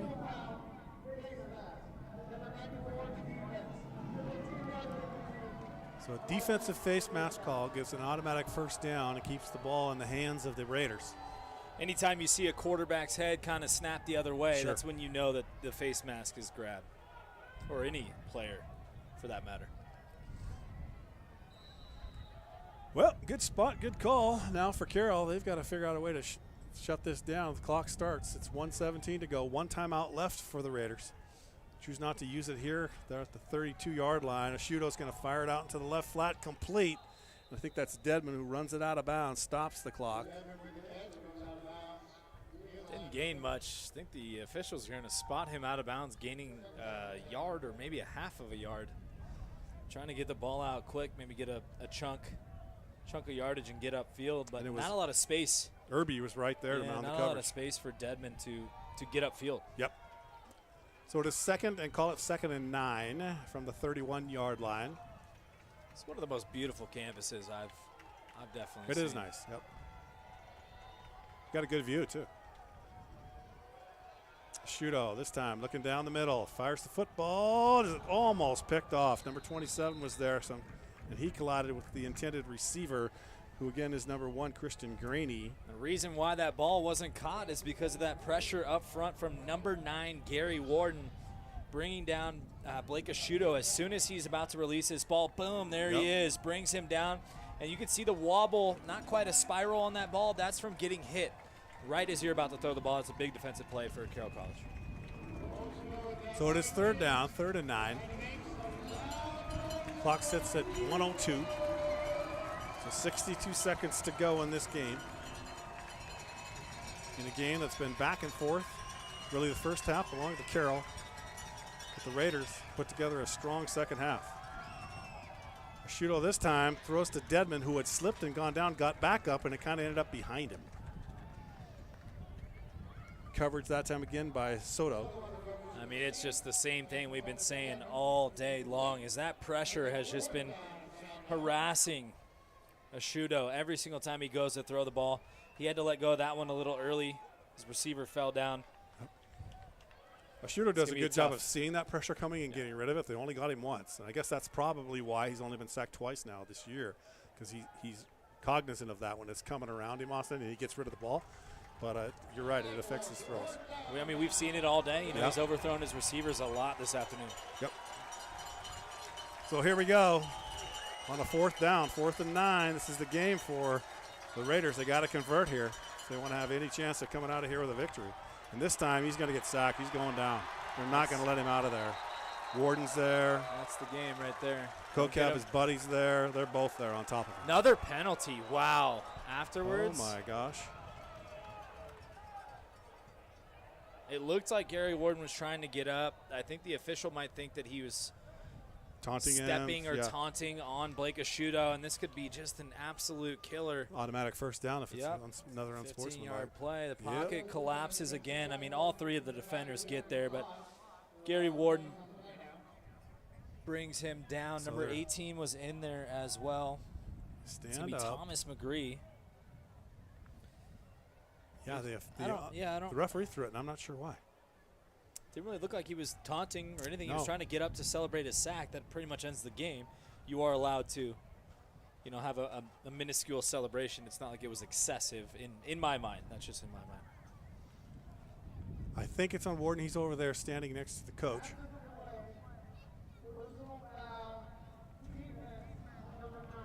Wow. Yep. He's ejected. He's out.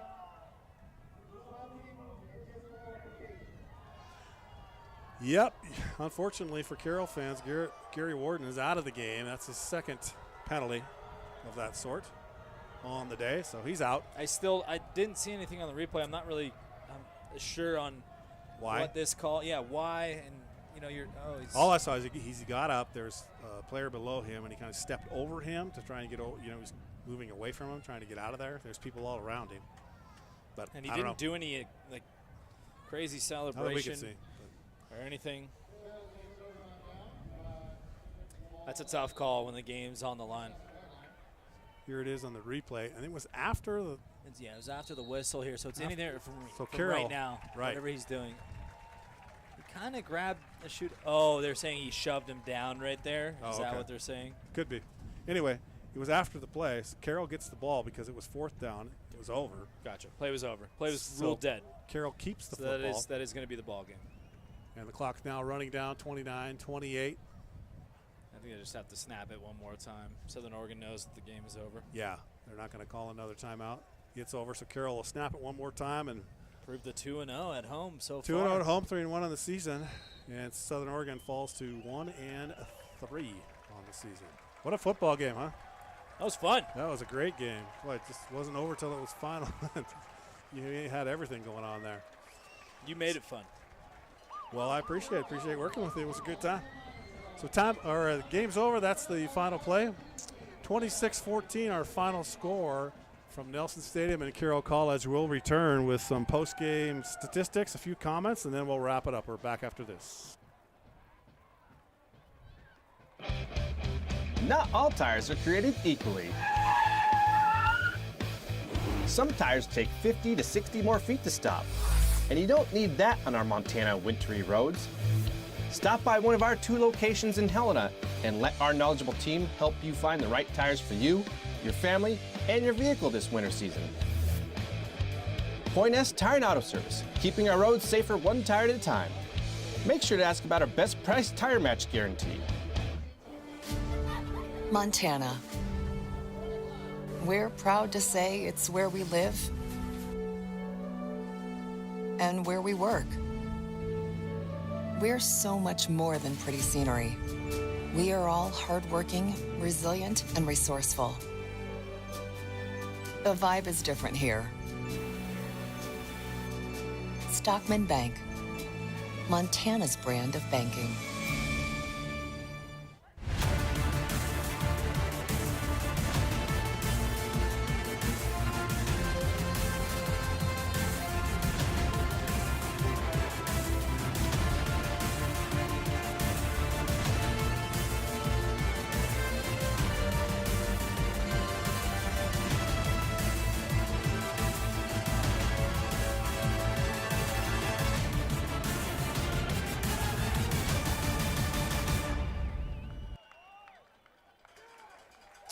Welcome back to Nelson Stadium. Joe McMahon alongside Austin Parr.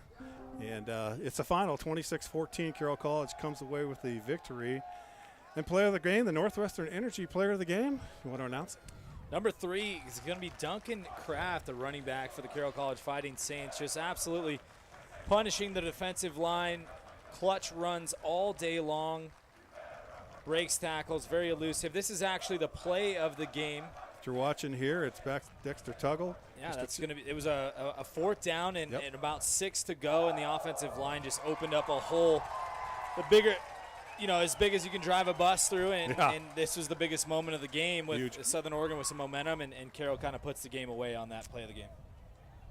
So our player of the game, again, as we mentioned, is Kraft, and the play, and there he is on his long touchdown run. I guess they caught him right inside the one, didn't they, on that play? He was actually the only one that didn't score, but 13 rushes, 92 yards. He averaged 7.1 yards per carry. His longest run was that 49-yarder. Didn't get into the end zone, but he had a great performance against the Southern Oregon. And he slipped his shoulder out of socket there, separated it on that play, came out. They put it back in. He went back in later. So right back in. Tough guys. Tough kid. So the final 26-14, we'll break away. We'll return one more time. We'll have some post-game statistics, and then we'll wrap it up. We're back after this. If calling 811 can save their lives, that's an All right. easy call to make. Difference maker? I think mental mistakes by Southern Oregon.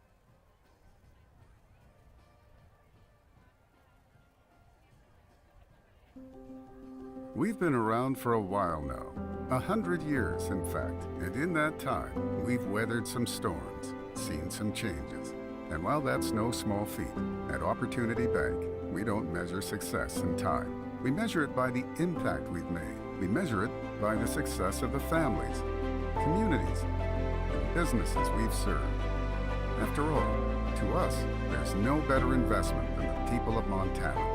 We're celebrating our 100th year in business, and we're calling it the Big 100. It's a celebration of this community, the good people who live here, and the businesses we've helped build across 100 years. We've been serving Montanans to the very best of our ability for the past century. And this year, we plan to tell 100 stories, share 100 lessons, and give 100 gifts. Here's to the next 100 years. I'm a design-build contractor. Besides getting a permit, we make sure to call 811 before starting every job. It's difficult to tell where Northwestern Energy's natural gas pipelines are exactly. They could be right where we're digging, even if the homeowner doesn't use natural gas. And obviously, we don't want to cut off someone's power or cause an explosion. My crew is like my family. I want to keep them safe. If calling 811 can save their lives, that's an easy call to make. Back for the final time at Nelson Stadium on the campus of Carroll College. 26-14, improves to 3-1 in overall in their conference. And for the Southern Oregon University Raiders, hard-fought game, but they fall to 1-3 on the season. They'll go home to play Eastern Oregon next week for Carroll. It's College of Idaho here at Nelson Stadium in a week. So we hope you can join us for that or get out here and support the Fighting Saints. But as you look at the post-game statistics, what jumps out there to you, Austin? It's definitely going to be the penalties for Southern Oregon. They had a couple drives stall because of either lack of knowing when the count was, false starts. One of the biggest plays of the game, they actually had a drive inside the 1 yard line, got an unsportsmanlike conduct penalty on third down, backs them up 15 yards. They end up getting no points out of it. 8 penalties for 81 yards is just not going to get it done. They didn't run the ball very well, only 78 yards compared to 171 yards for the Carroll College Fighting Saints. They did pass the ball well, but ultimately the momentum kind of changed in that second half when Southern Oregon had, started getting those kind of shoot in the foot kind of penalties. Those kind of things that's you just can't have it happen. They had a couple of big penalties on their offensive linemen for different things, and it just backed them up, and it was tough. It seems like 1 step forward and 2 steps back for them most of the game. You want to have a clean game. That's what we used to be told in our football pre-meetings. Have a clean game. We don't need to have penalties. Penalties kill us, and penalties are looking like the thing that's going to cost, or that did cost Southern Oregon in this game. So next week, College of Idaho coming in here, another huge challenge for the Fighting Saints. Undefeated C of I could be another Frontier Conference game of the week. Looks like, College of Idaho, very solid team coming in, runs the ball well, throws the ball well, and obviously they have a great defense too. That's why they are undefeated. Carroll College plays great here at home. They do. 2-0 on the season so far. I believe they're now 12-2 over the last couple seasons at Nelson. They play great here. They love the fans. They love the atmosphere, and I can't wait to see who comes out on top next week. You bet. They're going to have to get a couple kids back. Hopefully Speroff can get back out there on the field. Burgess, we didn't see him at all today, so injuries starting to stack up a little bit for Carroll. Thank goodness they have the depth. Yes. That's the biggest thing. Absolutely. We saw, third string, fourth, not necessarily string, but, the depth at running back. 4 different running backs out there. Tuggle, different Ben receivers, different defenders as well. This is a good team win for them because it felt like a team effort as much as those different names that we called today. All right, well, that'll wrap it up from Nelson Stadium. Again, our final, the Carroll College Fighting Saints 26, Southern Oregon University Raiders 14. We'll say goodbye from Nelson Stadium. For Austin Parr, I'm Joe McMahon. Have a pleasant good evening.